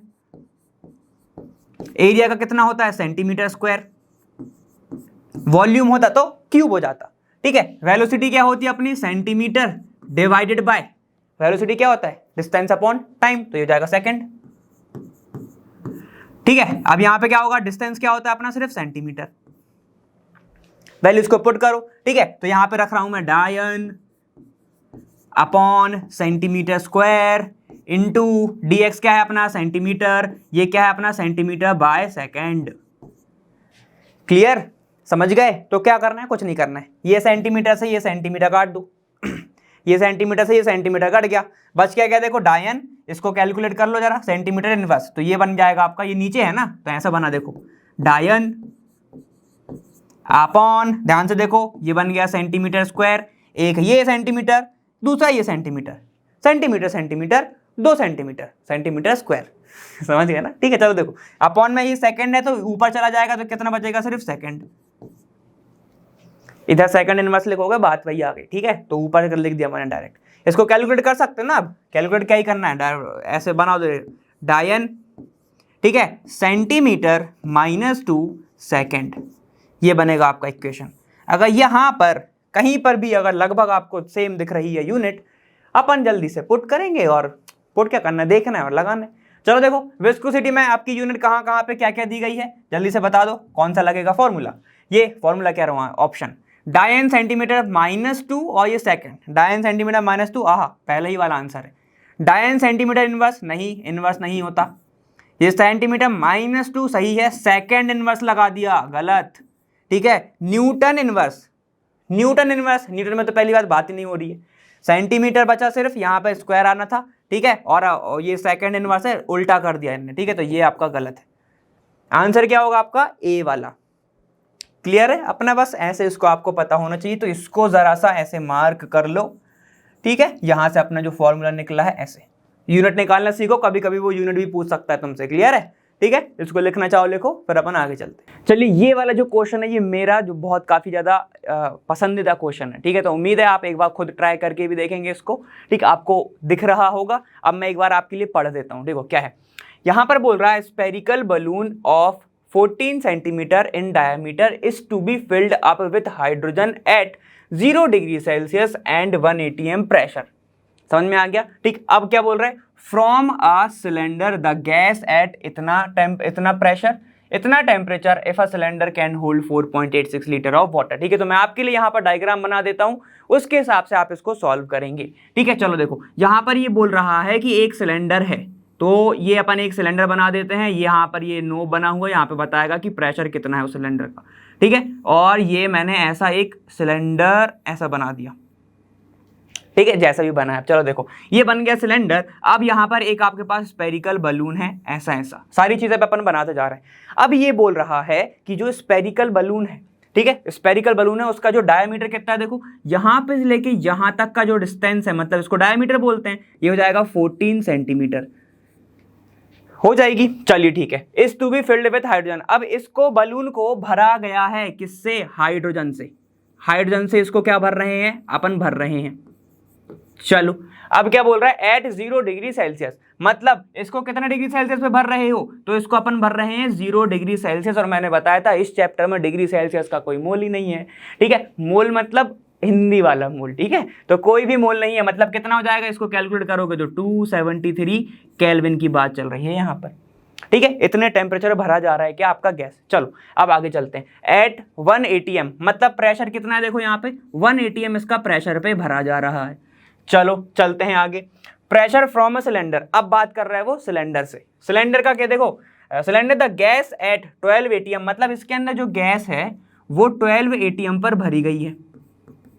देखो बहुत सारी वैल्यू दे रहा है, कंफ्यूज मत होना, ठीक है। एंड 27 डिग्री सेल्सियस, इसका जो टेम्परेचर है ये कितना है देखो 27 डिग्री सेल्सियस। सेल्सियस का कोई मोल नहीं, इसलिए 300 केल्विन, ठीक है। चलो, if the cylinder can hold 4.86 litre of water, अब यहां पर क्या है, ये अभी भी 4.86 लीटर जो है वाटर होल्ड कर सकता है और कर रहा है। मतलब आप ध्यान से सुनना, अब तुमसे क्या निकालना है, calculate the number of balloon can be filled. अब सुनो एक बार बता रहा हूं, इनिशियली इसके पास कुछ गैस होगी, ठीक है, उससे उन्होंने बलून भरे हैं, कितने बलून भरे हैं तुम्हें उतना बताना है, ठीक है। जब वो बलून भर रहे थे तो कुछ गैस छूट गई, कितनी छूट गई, 4.86 जो है वो उसका वॉल्यूम जो है वो छूट गया। अब आपको बस बताना है, सारी वैल्यूज आपके पास गिवन है, बताना है कितने नंबर ऑफ बलून बन सकते हैं, कैसे निकाल सकते हो। एक एग्जाम्पल बहुत अच्छा सा देता हूं आप सभी के लिए। मान लो आपके पास जो है टोटल 10 चॉकलेट्स हैं, ठीक है, 10 चॉकलेट्स हैं और आपको, ठीक है, ध्यान से सुनना, यहां पे आपके पास 10 चॉकलेट्स हैं, ठीक है, टोटल 10 है और आपको बांटना कितने में है, ठीक है, बांटना है 5 में, मतलब 5 आपके पास बच्चे हैं, तो कितनी नंबर ऑफ चॉकलेट जाएंगी सामने वाले के पास, दो जा सकती है। ये क्यों बताया अब मैंने, ये मैंने क्यों बताया होगा, एक बार दिमाग लगाओ, ठीक है। तो अगर मैं क्या करूं, इसका टोटल वॉल्यूम निकाल लूं, ठीक है, और इसके वॉल्यूम से मैं डिवाइड कर दूं, तो क्या आ जाएगा, नंबर ऑफ बलून्स आ जाएंगे। समझ पा रहे हो ना, ठीक है। अगर भाई मुझको अगर स्पेस निकालनी है तो खुद सोचो, मैं स्पेस कैसे निकालूंगा। अगर मेरे पास 100 किलोमीटर की जगह है, ठीक है, और मुझे इसमें बांटना है, हर एक घर जो है वो कम से कम 250 किलोमीटर तक बनना चाहिए, मतलब 25 किलोमीटर का बनना चाहिए। 100 किलोमीटर की जगह है, 25 किलोमीटर का एक घर होना चाहिए, ठीक है। तो नंबर ऑफ घर कितने होंगे भाई, 4 होंगे ना, ऐसे ही तो निकालना है आपके पास। जितनी आपके पास वॉल्यूम होगा इसका वॉल्यूम, ठीक है, और डिवाइड कर देना किसका, स्पेयर का वॉल्यूम, तो कितना आ जाएगा तुम्हारे नंबर ऑफ बलून आ जाएंगे। तो यही करेंगे हम, सही है, निकालेंगे कैसे, ठीक है। तो आ जाओ भाई निकाल लेते हैं। देखो हमारे पास बहुत सारी चीजें गिवन है, P1 P2 सब कुछ है, ठीक है। तो अपन P1 मान लेते हैं सिलेंडर का, P1 हम मान रहे हैं सिलेंडर का, V1 मान रहे हैं सिलेंडर का, T1 मान रहे हैं सिलेंडर का। तो कितना हो जाएगा देखो, P1 कितना है यहाँ पर 12 atm, तो रख दो 12 atm। V1 कितना है देखो यहाँ पर, V1 कितना बच गया, 4.86 बच गया, तो यहाँ पर रख दो 4.86 बच गया atm, ठीक है। यहाँ ये लीटर में है सर, atm तो प्रेशर का होता है। चलो T1 कितना है देखो यहाँ पर आपके पास, T1 है इसका 300 केल्विन, डिग्री सेल्सियस का कोई मोल नहीं। चलो देखो P2, V2 और T2, क्या आपके पास वॉल्यूम ऑफ गैस है, मतलब कितना वॉल्यूम होगा गैस का, वो है आपके पास, वही तो निकालना है सर, तो इसको क्वेश्चन मार्क रख दो। क्या आपके पास P2 है, ध्यान से देखो, बिल्कुल है, 1 atm दिया था उसने, 1 atm। टेम्परेचर कितना है 273 केल्विन, खत्म। क्या करना है, ये निकालना है, कौन सा फॉर्मूला लगाओगे, दोनों के दोनों क्लोज हैं तो मोल कांस्टेंट, ठीक है, तो कौन सा लगेगा, ये वाला लगेगा, P1 V1 upon T1 is equal to P2 V2 upon T2। निकालना क्या है V2, तो एक काम करो V2 को बस यहाँ पे रखो, बाकी सब चीजों को इधर उधर कर दो, ठीक है। तो ये क्या जाएगा देखो, V2 इज इक्वल टू, इसको बस यहाँ पर रखा, ये हो जाएगा P1 into V1 into T2 divided by, ठीक है, P2 इंटू T1, यही आएगा, कोई दिक्कत नहीं ना, V2 से इतना आ गया। चलो अब P1 कितना है, सारी वैल्यूज को पुट कर देते हैं। P1 है हमारे पास 12, तो ये 12 इंटू V1 कितना है हमारे पास 4.86, तो 4.86 इंटू T2 कितना है हमारे पास, देखो T2 है हमारे पास 273, तो 273 ये आ गया, डिवाइडेड बाय देखो कितना है, ये है 300, तो यहाँ पर 300 रख दिया P2 को। ठीक है, यहाँ पर P2 हमारा, हाँ T1 हमारा कितना है 273, T1 है हमारा 300 इंटू यहाँ पर आपके पास P2 जो है वो 180 है। क्लियर, समझ में आ गया इतना। ठीक, अब इसको कैलकुलेट कर लोगे तो आपकी वैल्यू किसकी आएगी, V2 की वैल्यू आएगी, V2 के यहाँ पे वैल्यू जाएगी। ठीक है, इसको कैलकुलेट कर लो, तो जब इसको कैलकुलेट करोगे तो मैं इसको ऐसे लिख सकता हूँ क्या 2.73। ठीक है, देखो मैं कैसे लिख रहा हूँ इसको मैं काट रहा हूँ 4 टाइम, तो ये कितना हो जाएगा 4 इंटू 4.86 इंटू 2.73। इसको कैलकुलेट कर लो भाई जरा। ठीक है, तो कितना आएगा, लगभग आ जाएगा आपके पास 557 कुछ आएगा। ठीक है, आपके पास जो लगभग आएगा वो जाएगा 53.07 ऐसा कुछ आएगा। ठीक है, 53.07 आपके पास ये वैल्यू आ गई, मतलब वॉल्यूम ऑफ गैस कितना आ गया, ये आ गया। ठीक है, वॉल्यूम ऑफ गैस कितना आ गया, इतना आ गया, लेकिन ये तो टोटल वॉल्यूम ऑफ गैस आ गया। अब हमको एक बात पता है कि सिलेंडर के अंदर कितना वॉल्यूम बच गया है भाई, वो देख लो। देखो वॉल्यूम कितना बच गया इसके पास, यहां पर सिलेंडर के अंदर कितना बच गया था 4.86 बच गया था। ठीक है, तो एक काम करेंगे, कितना गैस जो है आपका वो यूज हो गया हमें वो निकालना है, तो इसको मैं निकालूंगा 53.07 माइनस बच कितना गया था 4.86। इसको कैलकुलेट कर लो कितना जाएगा, देखो ये हो जाएगा 1, ये हो जाएगा 2 पॉइंट और एक वैल्यू कम कर दो, ये हो जाएगा 48.21। तो ये वॉल्यूम किसका आ गया आपके पास, गैस का आ गया। ठीक है, गैस का वॉल्यूम हमारे पास इतना आ गया। अब क्या करना है सर, वॉल्यूम हमारा ये आ गया, अब हमें निकालना है बलून का वॉल्यूम, स्फीयर का वॉल्यूम। ठीक है, तो चलो वो निकाल लेते हैं, वो कितना आएगा ध्यान से देखते रहेंगे। अब वॉल्यूम ऑफ स्फीयर क्या होता है, सबसे पहले तो ये पता होना चाहिए। ठीक है, तो वॉल्यूम ऑफ बलून निकाल रहे हैं, वॉल्यूम ऑफ बैलून निकाल रहे हैं हम, चलो भाई निकाल लेते हैं। ठीक है, तो ये कितना आ जाएगा, देखो ये आ जाएगा आपके पास 4 divided by 3, 4/3 pi r cube होता है। ठीक है, r कितना है आपके पास, देखो 7 है, डायमीटर का हाफ क्या होता है आपका, रेडियस होता है ना, तो ये 7 हो जाएगा। ठीक है, तो यहाँ पर वैल्यू रख दो, मैं ऐसे रखूंगा, देखो 4 डिवाइडेड बाय 3 इंटू 22/7 इंटू 7 का स्क्वायर रख सकता हूं। ठीक है, तो ये 7 से ये 7 कैंसिल, बच कितना गया, देखो इसको पूरा का पूरा कैलकुलेट कर लो, इज इक्वल टू कितना जाएगा 1437.7 ऐसा कुछ आ जाएगा आपके पास। ठीक है, तो ये आपके पास ये वैल्यू आ गई। अब क्या आ गया, देखो सब हो गया, कुछ नहीं करना, अब नंबर ऑफ बलून निकालने। तो देखो टोटल वॉल्यूम डिवाइडेड बाय कितना उसने वॉल्यूम यूज किया है वो, बस उससे डिवाइड कर दो। ठीक है, तो बस क्या करना है हमें, बस टोटल वॉल्यूम कितना है हमारे पास, तो मैं यहां पर कर देता हूं total volume divided by number आपके पास गैस स्फीयर का वॉल्यूम, मतलब कि आपके पास क्या है बैलून का वॉल्यूम, तो कितना जाएगा ये जाएगा आपके पास 1437.7। ठीक है, ये किसका है, स्फीयर का, डिवाइडेड बाय यहां पर कर दो कितना 48.27। ठीक है, इनटू किससे करना पड़ेगा, 1000 से। क्यों करना पड़ेगा भाई, इसलिए करना पड़ेगा क्योंकि ये जो आएगा आपका वो सेंटीमीटर क्यूब में आएगा, और हमें को चाहिए किस में है, आपका जो वॉल्यूम होगा, जो नंबर ऑफ गैस होगी, ये लीटर होना चाहिए ना, नंबर का तो कोई यूनिट नहीं होता है, तो दोनों की यूनिट कटनी चाहिए भाई। ठीक है, देखो 1 लीटर में आया, ये वाला तो लीटर में आएगा, और ये वाला किस में आएगा आपका सेंटीमीटर क्यूब में आएगा, तो आपको कन्वर्ट करना पड़ेगा। कन्वर्ट कैसे करोगे, ऐसे कन्वर्ट करोगे। ठीक है, कैसे कन्वर्ट करेंगे, ऐसे कन्वर्ट करेंगे। तो ये था total divided by 1437.7 into 1000।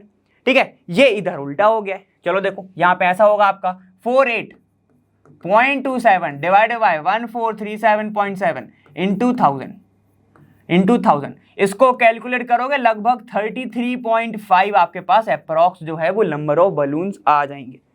Clear है, 33.5 ऐसे आपके पास बलून हो जाएंगे। अगर आपका जो आंसर है वो इसके अप्रॉक्स आ रहा है तो अपन चलो लगा देते हैं। देखो ये आ रहा है 12, ना जी ना, 33 अप्रॉक्स बिल्कुल। ये अपना जो आंसर है वो कौन सा होगा, बी वाला होगा, ए नहीं होगा। 6 वाला आंसर नहीं होगा, और डी वाला तो बिल्कुल ही नहीं होगा क्योंकि यहाँ पर 10 आ रहा है। समझ में आ गया। तो हमने करा क्या, हमने यहाँ पर सबसे पहले इसका पूरा का वॉल्यूम निकाला, डिवाइड हमने किससे कर दिया, इसके वॉल्यूम से कर दिया। ठीक है, क्योंकि ये सेंटीमीटर क्यूब में आएगा, सिंपल सी बात है, क्योंकि इसकी जो लेंथ है वो सेंटीमीटर में आई है, तो हम सेंटीमीटर क्यूब से कन्वर्ट करना जानते हैं लीटर में, 1000 का इंटू करना होता है। ठीक है, तो हमने वो इंटू कर दिया, बस आपके पास नंबर ऑफ बलून आ गए। ऐसे आपको सॉल्व करना पड़ेगा, ठीक है। ऐसे ही सॉल्व होंगे आपके सारे के सारे क्वेश्चंस अगर ऐसे नंबर वाले आ गए तो। क्लियर है, समझ में आ गया। चलो अब अपन आगे चलते हैं। देखो 13th क्वेश्चन तुम्हारा क्या बोल रहा है, density of gas A is found to be 2.26 gram per decimetre cube at 27 degree Celsius and 4 bar pressure, what will be its density at STP. STP पे क्या होगा ये पूछा है। देखो बहुत इजी है वाला है, अगर ध्यान से देखोगे तो सबसे पहले तुम्हें डेंसिटी का फॉर्मूला पता होना चाहिए, ठीक है। P is equal to nRT से जो निकलता है वो, ठीक है। तो डेंसिटी का फॉर्मूला क्या होता है, देखो याद करने का तरीका, दिन में होता है पीएम और रात तक चलता है, ठीक है। दिन का पीएम, रात, समझ गए ना, दिन में पीएम, एएम पीएम की बात कर रहा हूं, ठीक है, वरना अभी कुछ और समझ लो, मुझे पता है बहुत अच्छे अच्छे लोग हैं इधर, ठीक है। तो D1 के लिए बात करूं, अगर D1 के लिए मतलब जब आपका एसटीपी पे नहीं है वो, तो क्या हो जाएगा, देखो यहां पर जो पीएम है वो चेंज हो जाएगा, P1 M तो सेम ही रहेगा, एक ही मास की बात चल रही है ना, एक ही एटम की बात चल रही है, एक ही गैस की, अगर वो टेम्परेचर अलग अलग है, ठीक है। अपॉन R भी सेम रहेगा, बस टेम्परेचर अलग हो जाएगा T1, ठीक है। चलो देखो तो D2 के लिए क्या हो जाएगा, देखो फिर से PM अपॉन RT, मतलब PM चले रात तक, ठीक है। तो क्या हो जाएगा P2 M और रात लगा दो RT2। क्लियर, डिवाइड कर दो इसको, इक्वेशन नंबर 1 दे दो, इक्वेशन नंबर 2 दे दो, क्या हो जाएगा, देखो D1 upon D2 is equal to PM रात, मतलब क्या हो जाएगा, देखो PM रात तक, ठीक है। तो P1 T1 अपॉन PM रात तक, ठीक है। तो P2 T2। क्लियर, कॉमन क्या क्या है ध्यान से देखो, यहां का M, ये M कैंसिल, ये R कैंसिल, क्या बच गया, P1 अपॉन T1, इसको जरा सॉल्व कर लो, D1 upon D2 is equal to बच गया आपका P1 अपॉन T1 अपॉन क्या बच गया, P2 अपॉन T2, ठीक है। उल्टा पुल्टा करना है, उल्टा पुल्टा कर लो जरा, जो नीचे है वो ऊपर, D1 upon D2 is equal to, T2 नीचे है, T2 जाएगा ऊपर, ठीक है। तो ये बच गया P1 अपॉन T1 इंटू, ठीक है, ये हो जाएगा आपका T2 डिवाइडेड बाय P2, ठीक है। इसको अरेंज कर लेंगे अभी। अब हमें क्या पता है, हमें निकालना क्या है, देखो बाकी की सारी जो वैल्यूज हैं हमें वो गिवन है, ठीक है। ये अपनी कौन सी थी, जब अपन बात कर रहे थे किस पे, 4 बार प्रेशर पर, 4 बार प्रेशर पर जब हम बात कर रहे थे तब हमारा D1 वाला था, ये किस पे है अपना, एसटीपी पर, एट एसटीपी। और एसटीपी पे सबको कंडीशन पता होगी कि क्या क्या होता है, देखो मैं लिखवा देता हूं यहां पर, जो टेम्परेचर है वो 273 होगा, ठीक है। 273.15 होता है, लेकिन अपन उसको 273 लेके चलते हैं, क्लियर, ठीक है। यहां पे प्रेशर कितना होगा, देखो प्रेशर जो है वो होगा कितना, वो होगा आपका 1 atm, ठीक है। और आपका क्या बच गया, प्रेशर हो गया, टेम्परेचर हो गया, और बचा ही क्या, बस यही सब चीजें तो होती हैं, क्लियर है। तो ये सब की सब चीजें आपको पुट करना है। अब देखो डायरेक्ट वैल्यूज को पुट करो, ठीक, देखो यहां पर वैल्यूज क्या आने वाली है, ठीक है। ये हो गया अपना T2 P2 इसकी वैल्यूज, ठीक है, यहां पे पुट करेंगे। यहां पे देखो तो इसको जरा निकालो, डेंसिटी हमें 2 वाली निकालनी है, तो यहां पे मैं लिखा लूंगा, डायरेक्ट वैल्यू का रखो D1 T1 P2 divide by, ठीक है, सारी वैल्यूज इधर आ गई, ये क्या बन जाएगा, P1 into T2 is equal to D2, आ गया। डेंसिटी पहले वाली के लिए कितनी दी गई है, डेंसिटी ऑफ गैस कितनी है आपके पास, 2.26 इंटू, ठीक है, अपने पास कितना है, टेम्परेचर पहला वाला कितना है, देखो 27 डिग्री सेल्सियस, 27 डिग्री सेल्सियस को जरा कन्वर्ट करो केल्विन में, तो कितना हो जाएगा, देखो 300, ये हो जाएगा 300 केल्विन, ठीक है। P2 कितना है, देखो P2 तो हमें पता है 1 ही होता है, तो 1 रख दो, अपॉन डिवाइड कर दो। P1 कितना है, देखो 4 बार, तो यहाँ पे 4 रख दिया मैंने, ठीक है, इंटू T2 कितना है, देखो टेम्परेचर, सेकंड वाली जो टर्म है अपन वो एसटीपी लेके चल रहे हैं, तो यहाँ पे क्या रख दूं मैं, 273 रख देता हूं, क्लियर है, ठीक है। तो ये हो जाएगा आपका D2, इसको भाई जरा कैलकुलेट कर लेंगे, ठीक है, इसको डायरेक्ट कैलकुलेट कर सकते हैं आप, जैसे भी आपको करना हो, ठीक है। ये 300 है, ठीक है, 300 को मैं कैसे लिख सकता हूं, देखो इसको मैं लिख सकता हूं 226, ऐसे लिख सकता हूं, देखो 226, ठीक है, इंटू 3 इंटू 1 अपॉन, ये हो जाएगा 4 इंटू 273, ऐसे, ठीक है। इसको लगभग कैलकुलेट करोगे तो तुम्हारा कितना आंसर आएगा, इसको कैलकुलेट करने पे 0.06 आपका जो है वो आंसर आएगा डेंसिटी का, क्लियर है। तो ये आपका यहाँ पे देख लेते हैं ऑप्शन क्या है, 1.006 ना जी, 1.056 ना, 0.62 ये आपका आंसर आएगा, और 2.15 भी आंसर नहीं है। जो आंसर होगा वो आपका वो होगा सी ऑप्शन। क्लियर, ये होगा आपका आंसर।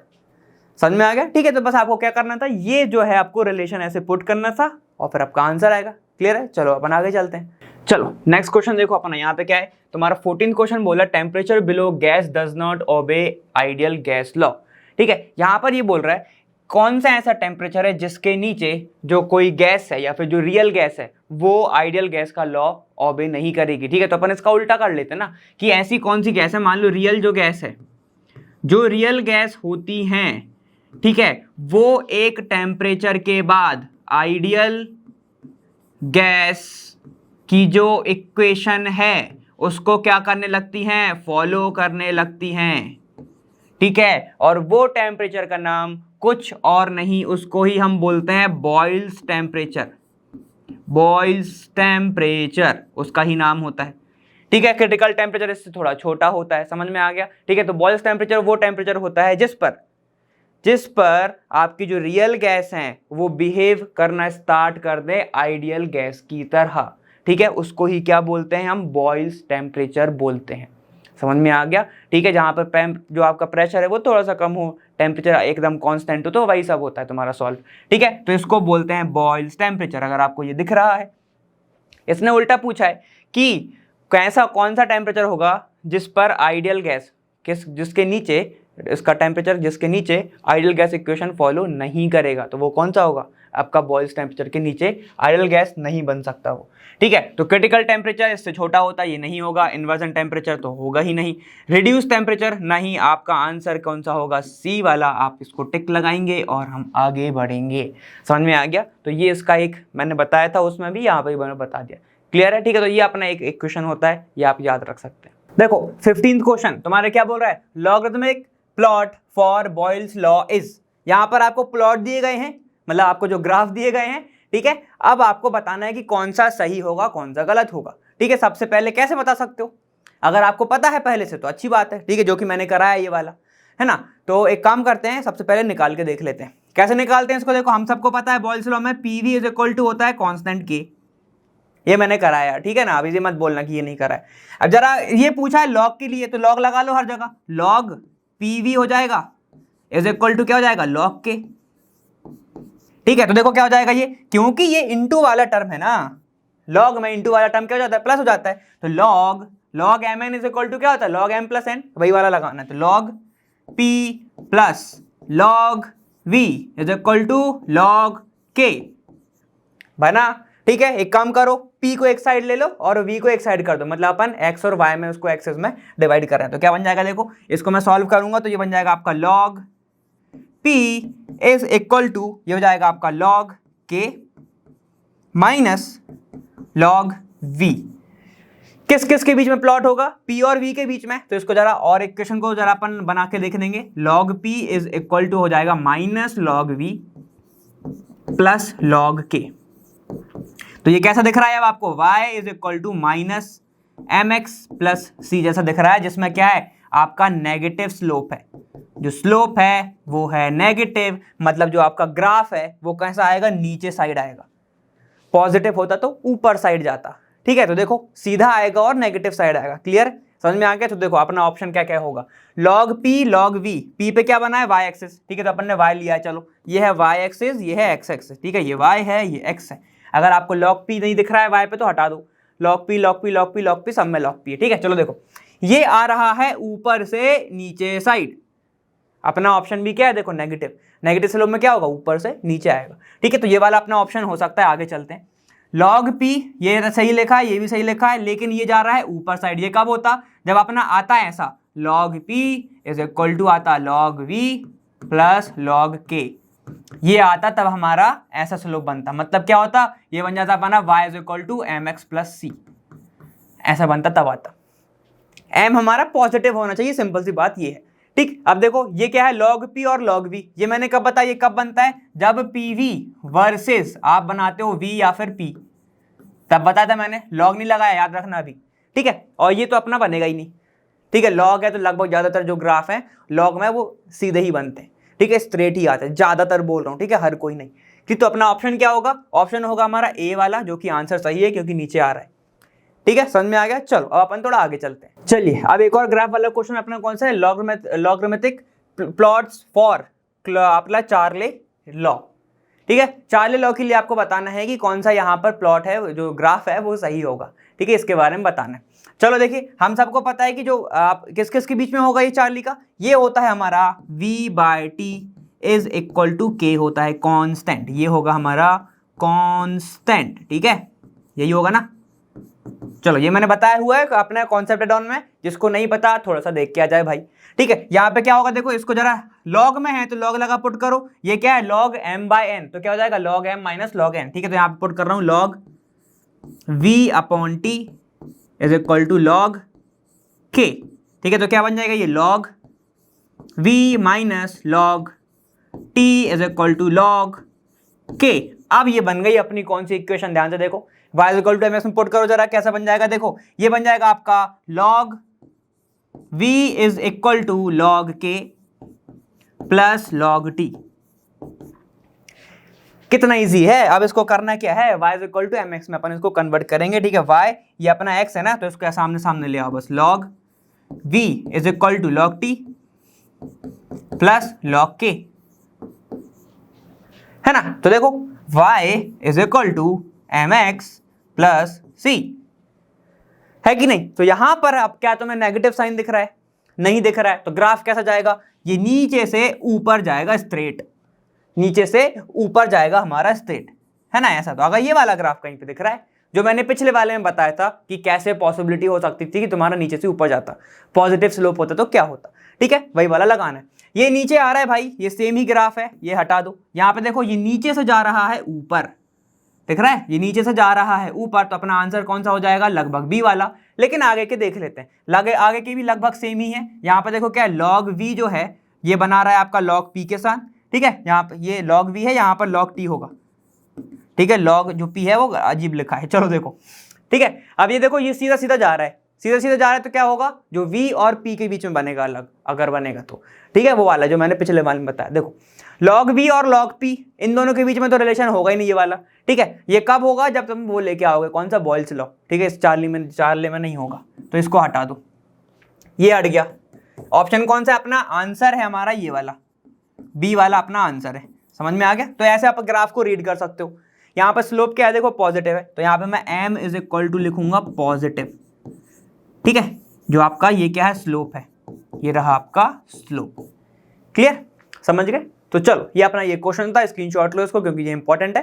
फिर आगे चलते हैं। चलिए अब अपन देखते हैं नेक्स्ट 17th क्वेश्चन। बोल रहा था distribution of fraction of molecule with velocity is represented in the figure, the velocity corresponds two point A is.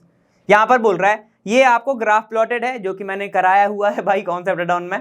ठीक है, ये किसका ग्राफ है, जब अपन क्या पढ़ रहे थे, मैक्सवेल डिस्ट्रीब्यूशन कर्व, याद है। ठीक है, उसमें क्या था, फ्रैक्शन ऑफ मॉलिक्यूल के बीच में और वेलोसिटी के बीच में मैंने आपको रिलेशन बताया था। क्या होता है, मैंने एक चीज और बताई थी, थोड़ा सा एक्सप्लेन यहाँ पे कर दे रहा हूँ। अगर वेलोसिटी बहुत ज्यादा होगी या बहुत कम होगी तो फ्रैक्शन ऑफ मॉलिक्यूल बहुत कम होंगे। ठीक है, अब एक पीक आता है अपना कौन सा, ये वाला जो पीक है जो आपको ए दिख रहा है, यहाँ पर क्या होता है कि मैक्सिमम जो मॉलिक्यूल है इस पे मूवमेंट कर रहे होते हैं, इसकी वेलोसिटी ज्यादा होती है। मतलब बहुत सारा फ्रैक्शन ऑफ मॉलिक्यूल कहाँ पे प्रेजेंट होते हैं, ए पे प्रेजेंट होते हैं। इसी को बोला जाता है मोस्ट प्रोबेबल वेलोसिटी। तो मैं इसको लिख रहा हूं एम, मोस्ट प्रोबेबल वेलोसिटी इसको ही बोला जाता है। ठीक है, ऐसे ही इसका नाम होता है। तो वहां पे मैंने बहुत बड़ी इक्वेशन बताई थी, 4 पाई याद है सभी को, 4 पाई 2 के भी थी, है ना। वही वाला जो इक्वेशन है, वहां से जो निकल के आता है वो आपका जो फॉर्मूला निकल के कौन सा आता था, जरा बताओ, कि velocity M P is equal to क्या होता था, अंडर रूट में था।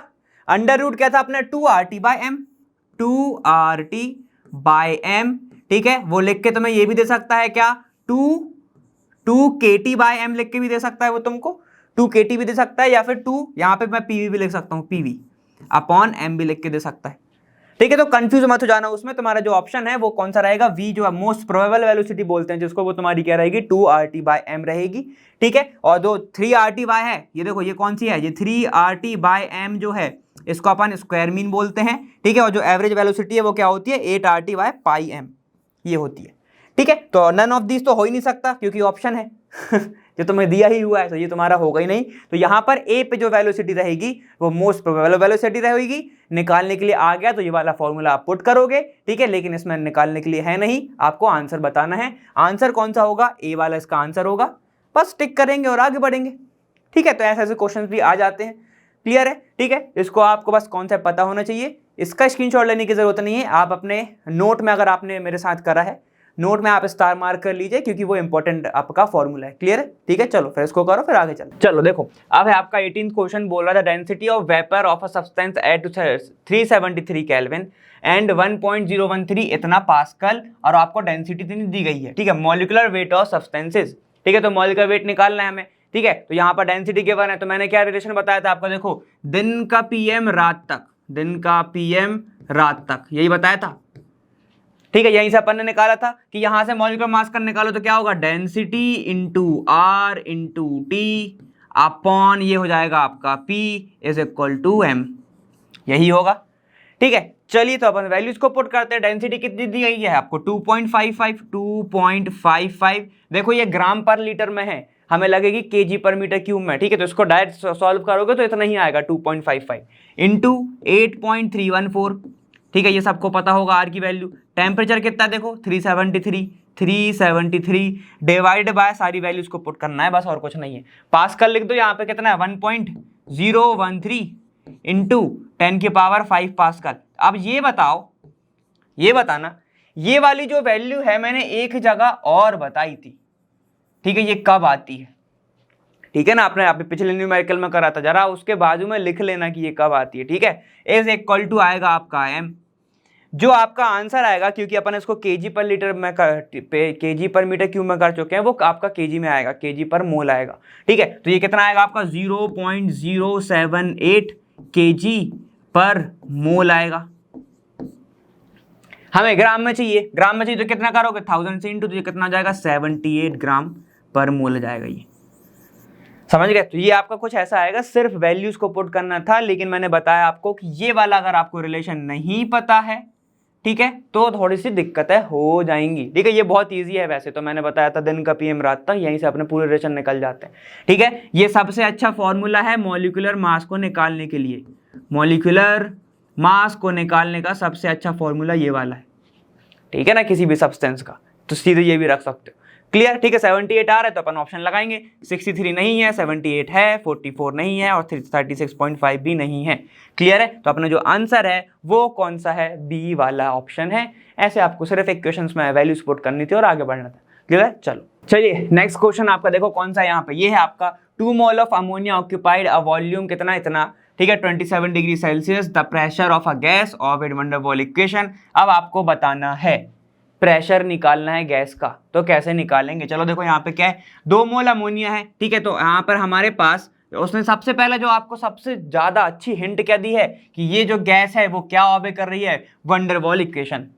वंडरवॉल अगर इक्वेशन ऑबे कर रही है तो सबसे पहले आपको वंडरवॉल इक्वेशन के बारे में पता होना चाहिए, ठीक है। तो क्या होगा, P प्लस वो होता है आपका n² A अपॉन V², ठीक है, और यहाँ पे क्या होगा, इंटू होगा V minus NB is equal to nRT, यही होती है वंडरवॉल इक्वेशन, या फिर इसी को बोलते हैं रियल गैस इक्वेशन, क्लियर है। चलो P क्या है प्रेशर, N क्या है मोल, A क्या है अपना देखो कोफिशिएंट है, ठीक है, वंडरवॉल कांस्टेंट भी बोलते हैं इसको, लेकिन जो हर गैसेस के लिए अलग होता है उसकी वैल्यू। V क्या है वॉल्यूम है, ये भी V वॉल्यूम है, N मोल है, B हमारा वंडरवॉल कांस्टेंट ही है, ठीक है। यहाँ पे ये इसको को वॉल्यूम भी बोला जाता है, N और RT। N क्या है मोल, R रियल गैस, वो तुम्हारा कौन सा है गैस कौन सा है, तो T। अब सुनो, सारी वैल्यूज तो आपके पास वैसे हैं, निकालना प्रेशर है, ठीक है, तो सारी वैल्यू पुट कर रहा हूं मैं, P निकालना है हमको, प्लस n² मतलब कितने मोल बोल रहे हैं, देखो वो 2 मोल, तो यहाँ पे 2 का स्क्वायर रख दो सीधा। A की वैल्यू हमको गिवन है कितना, 4.17, ठीक है, डिवाइडेड बाय V का स्क्वायर मतलब वॉल्यूम कितना है देखो आपके पास 5, तो 5 का स्क्वायर हो जाएगा ये 5 लीटर, ठीक है। अब इसका इंटू करना है किसके साथ, वॉल्यूम के साथ, तो V कितना है हमारे पास देखो 5 लीटर, माइनस N कितना है आपके पास 2, इंटू B कितना है देखो आपके पास 0.03 बस रख दो, बाकी का मत रखो, इज इक्वल टू 2 इंटू, अब R की वैल्यू क्या रखोगे, 8.314 रखोगे या कौन सी वैल्यू रखोगे, या 2 रखोगे या 60 वाली रखोगे तुम, ठीक है, तो यह ध्यान से देखो, यहाँ पर जो आपको गिवन है वैल्यू वो कितनी है, एटीएम में है, ये एटीएम में है आपके पास, ठीक है। और किसकी बात चल रही है, लीटर की बात चल रही है, तो लीटर एटीएम वाली रखना पड़ेगा। वो कितनी होती है 0.0821, 1 नहीं लिखता मैं ठीक है, 0.082 इंटू टेम्परेचर कितना है, देखो यहां पर टेम्परेचर है 27 डिग्री मतलब 300 केल्विन।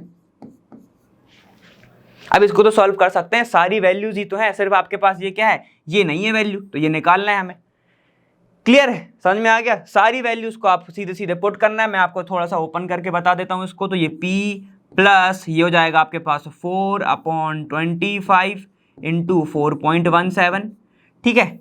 ये कितना हो जाएगा 2 माइनस ये हो जाएगा आपके पास 0.06, ठीक, इज इक्वल टू, इसको कैलकुलेट करोगे तो ये हो जाएगा आपके पास 600 यहाँ पे सीधे सीधे लिख सकते हो 82 बाय, ऐसे देखो ये हो जाएगा आपका 6 इंटू 10 की पावर 2, और इसको मैं ले सकता हूँ 8.2 इंटू 8.2 अपॉन 100, ठीक है। मैंने पॉइंट रिमूव कर दिया, यहाँ तक बस लेके आ गया, तो इससे ये कैंसिल हो जाएगा, बाकी का फिर आपके लिए बाकी का पूरा सिंपल हो जाएगा।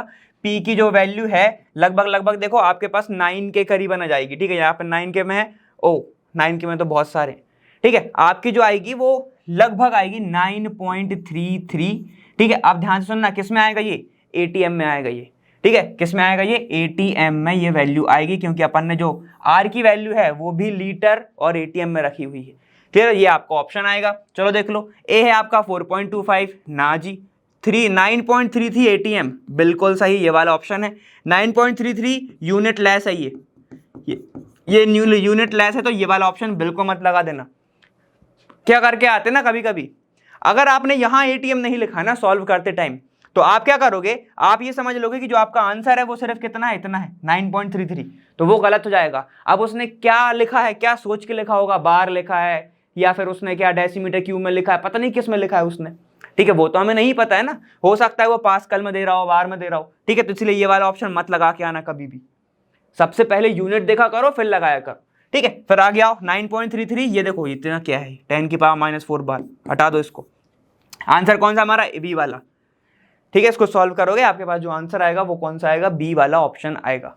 क्लियर है, ठीक है। तो ये वाला क्वेश्चन अपना फिनिश, नेक्स्ट क्वेश्चन पे चलते हैं। चलो देखो, अब है आपका कौन सा 20 क्वेश्चन, बोल रहा है कैलकुलेट टोटल एनर्जी ऑफ 1 मोल, 1 मोल की एनर्जी निकालनी है of an ideal mono atomic gas at 27 degree Celsius, ठीक है। ये मोनो एटॉमिक गैस है, मोनो एटॉमिक मतलब एक ही एटम वाली जो गैस है वो, जैसे हीलियम, नियॉन, ये सब, ठीक है। चलो देखो, यहाँ पर इस कह दिया है आर की वैल्यू हमको दी गई है, आर के ये कितना है 2 कैलोरी, 2 कैलोरी में उसने हमको दी के रखी है आर की वैल्यू, तो जो भी आपकी एनर्जी आएगी वो किस में आएगी, कैलोरी में आएगी।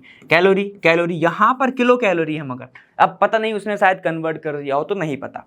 अब हमें निकालना है एनर्जी, और पूरे अपन ने चैप्टर में जो बात करी है एनर्जी को लेके, वो हर बार काइनेटिक एनर्जी को ही लेके करी है, तो वही वाला ऑप्शन लगाना पड़ेगा, ठीक है। तो मैं लिख रहा हूँ यहाँ पे average kinetic energy is equal to कितना होता है, 3/2 R इंटू टी, यही होता है। तो 3/2, आर की वैल्यू कितनी दी है इसने 2, इंटू यहाँ पे टेम्परेचर कितना है 300 डिग्री सेल्सियस, ठीक है। तो 2 से 2 कैंसिल, कितना होगा 900, और 2 अपना किस में था, कैलोरी में था, तो ये किस में आएगा, कैलोरी में आएगा। अब अगर आपको ये ऑप्शन दिख रहा है तो क्या दिक्कत है, डायरेक्ट लगा दो भाई, ठीक है। यहाँ पे देखो क्या है, 9 इंटू 10 की पावर 2 मतलब 9 इंटू 10 की पावर 2 मतलब 9 इंटू 100 है ना, और मतलब ये कितना है 900 ही तो है, ठीक है। 900 कैलोरी मतलब ए सही है, 9.2451 कैलोरी नहीं है, 0.90 किलो कैलोरी, ठीक है। यहाँ पर कितना है 0.90 किलो कैलोरी, मतलब 1000 से इंटू करोगे तब जाके तुम्हारा वो आएगा, ठीक है। तो इसको मैं लिख सकता हूँ कितना, देखो 90 और एक और 0 लगाओगे, ये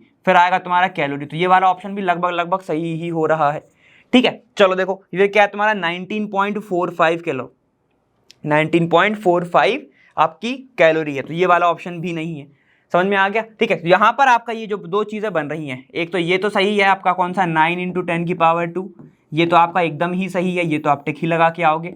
और अगर उसने ऐसे लिख के दे दिया 0.90 और 1000 से इंटू करना पड़ेगा, क्योंकि क्या होता है 1 kilocalorie is equal to कितना होगा 1000 कैलोरी के बराबर होगा, ऐसे ही होता है ना, 1 किलो कितने के कल होता है 1000 ग्राम के, ठीक है। तो वैसे ही होगा, तो आप ये वाला भी लगा सकते हो। क्लियर है? तो दोनों ऑप्शन अगर आपको आ गए तो वैसे लगा सकते हो, मल्टीपल आंसर हो सकता है। क्लियर है? तो ये वाला क्वेश्चन अपना यहाँ पर फिनिश। तो इसी के साथ जितने भी क्वेश्चन आते हैं, जितने भी टाइप के आते हैं और जितना भी बोलना है, जिससे भी आते हैं, अपने सारे डिस्कस कर चुके हैं, ठीक है। और अब मेरे ख्याल से इतना करने के बाद आपको दिक्कत नहीं ही होगी, ठीक है। और अगर मैं ये बोलूंगा आपसे कि ग्राफ जो है वो ग्राफ देखते रहिए, क्योंकि ग्राफ से भी अच्छे खासे क्वेश्चंस आते हैं। क्लियर है? तो बस इतना ही था इस वाले वीडियो में, और उम्मीद है आप सब प्रैक्टिस कर ही रहे होंगे। अब मिलते हैं आने वाली वीडियो में, और मैं मिलूंगा कहाँ? लर्न फ्री है पर बेस्ट जहां। Thank you so much.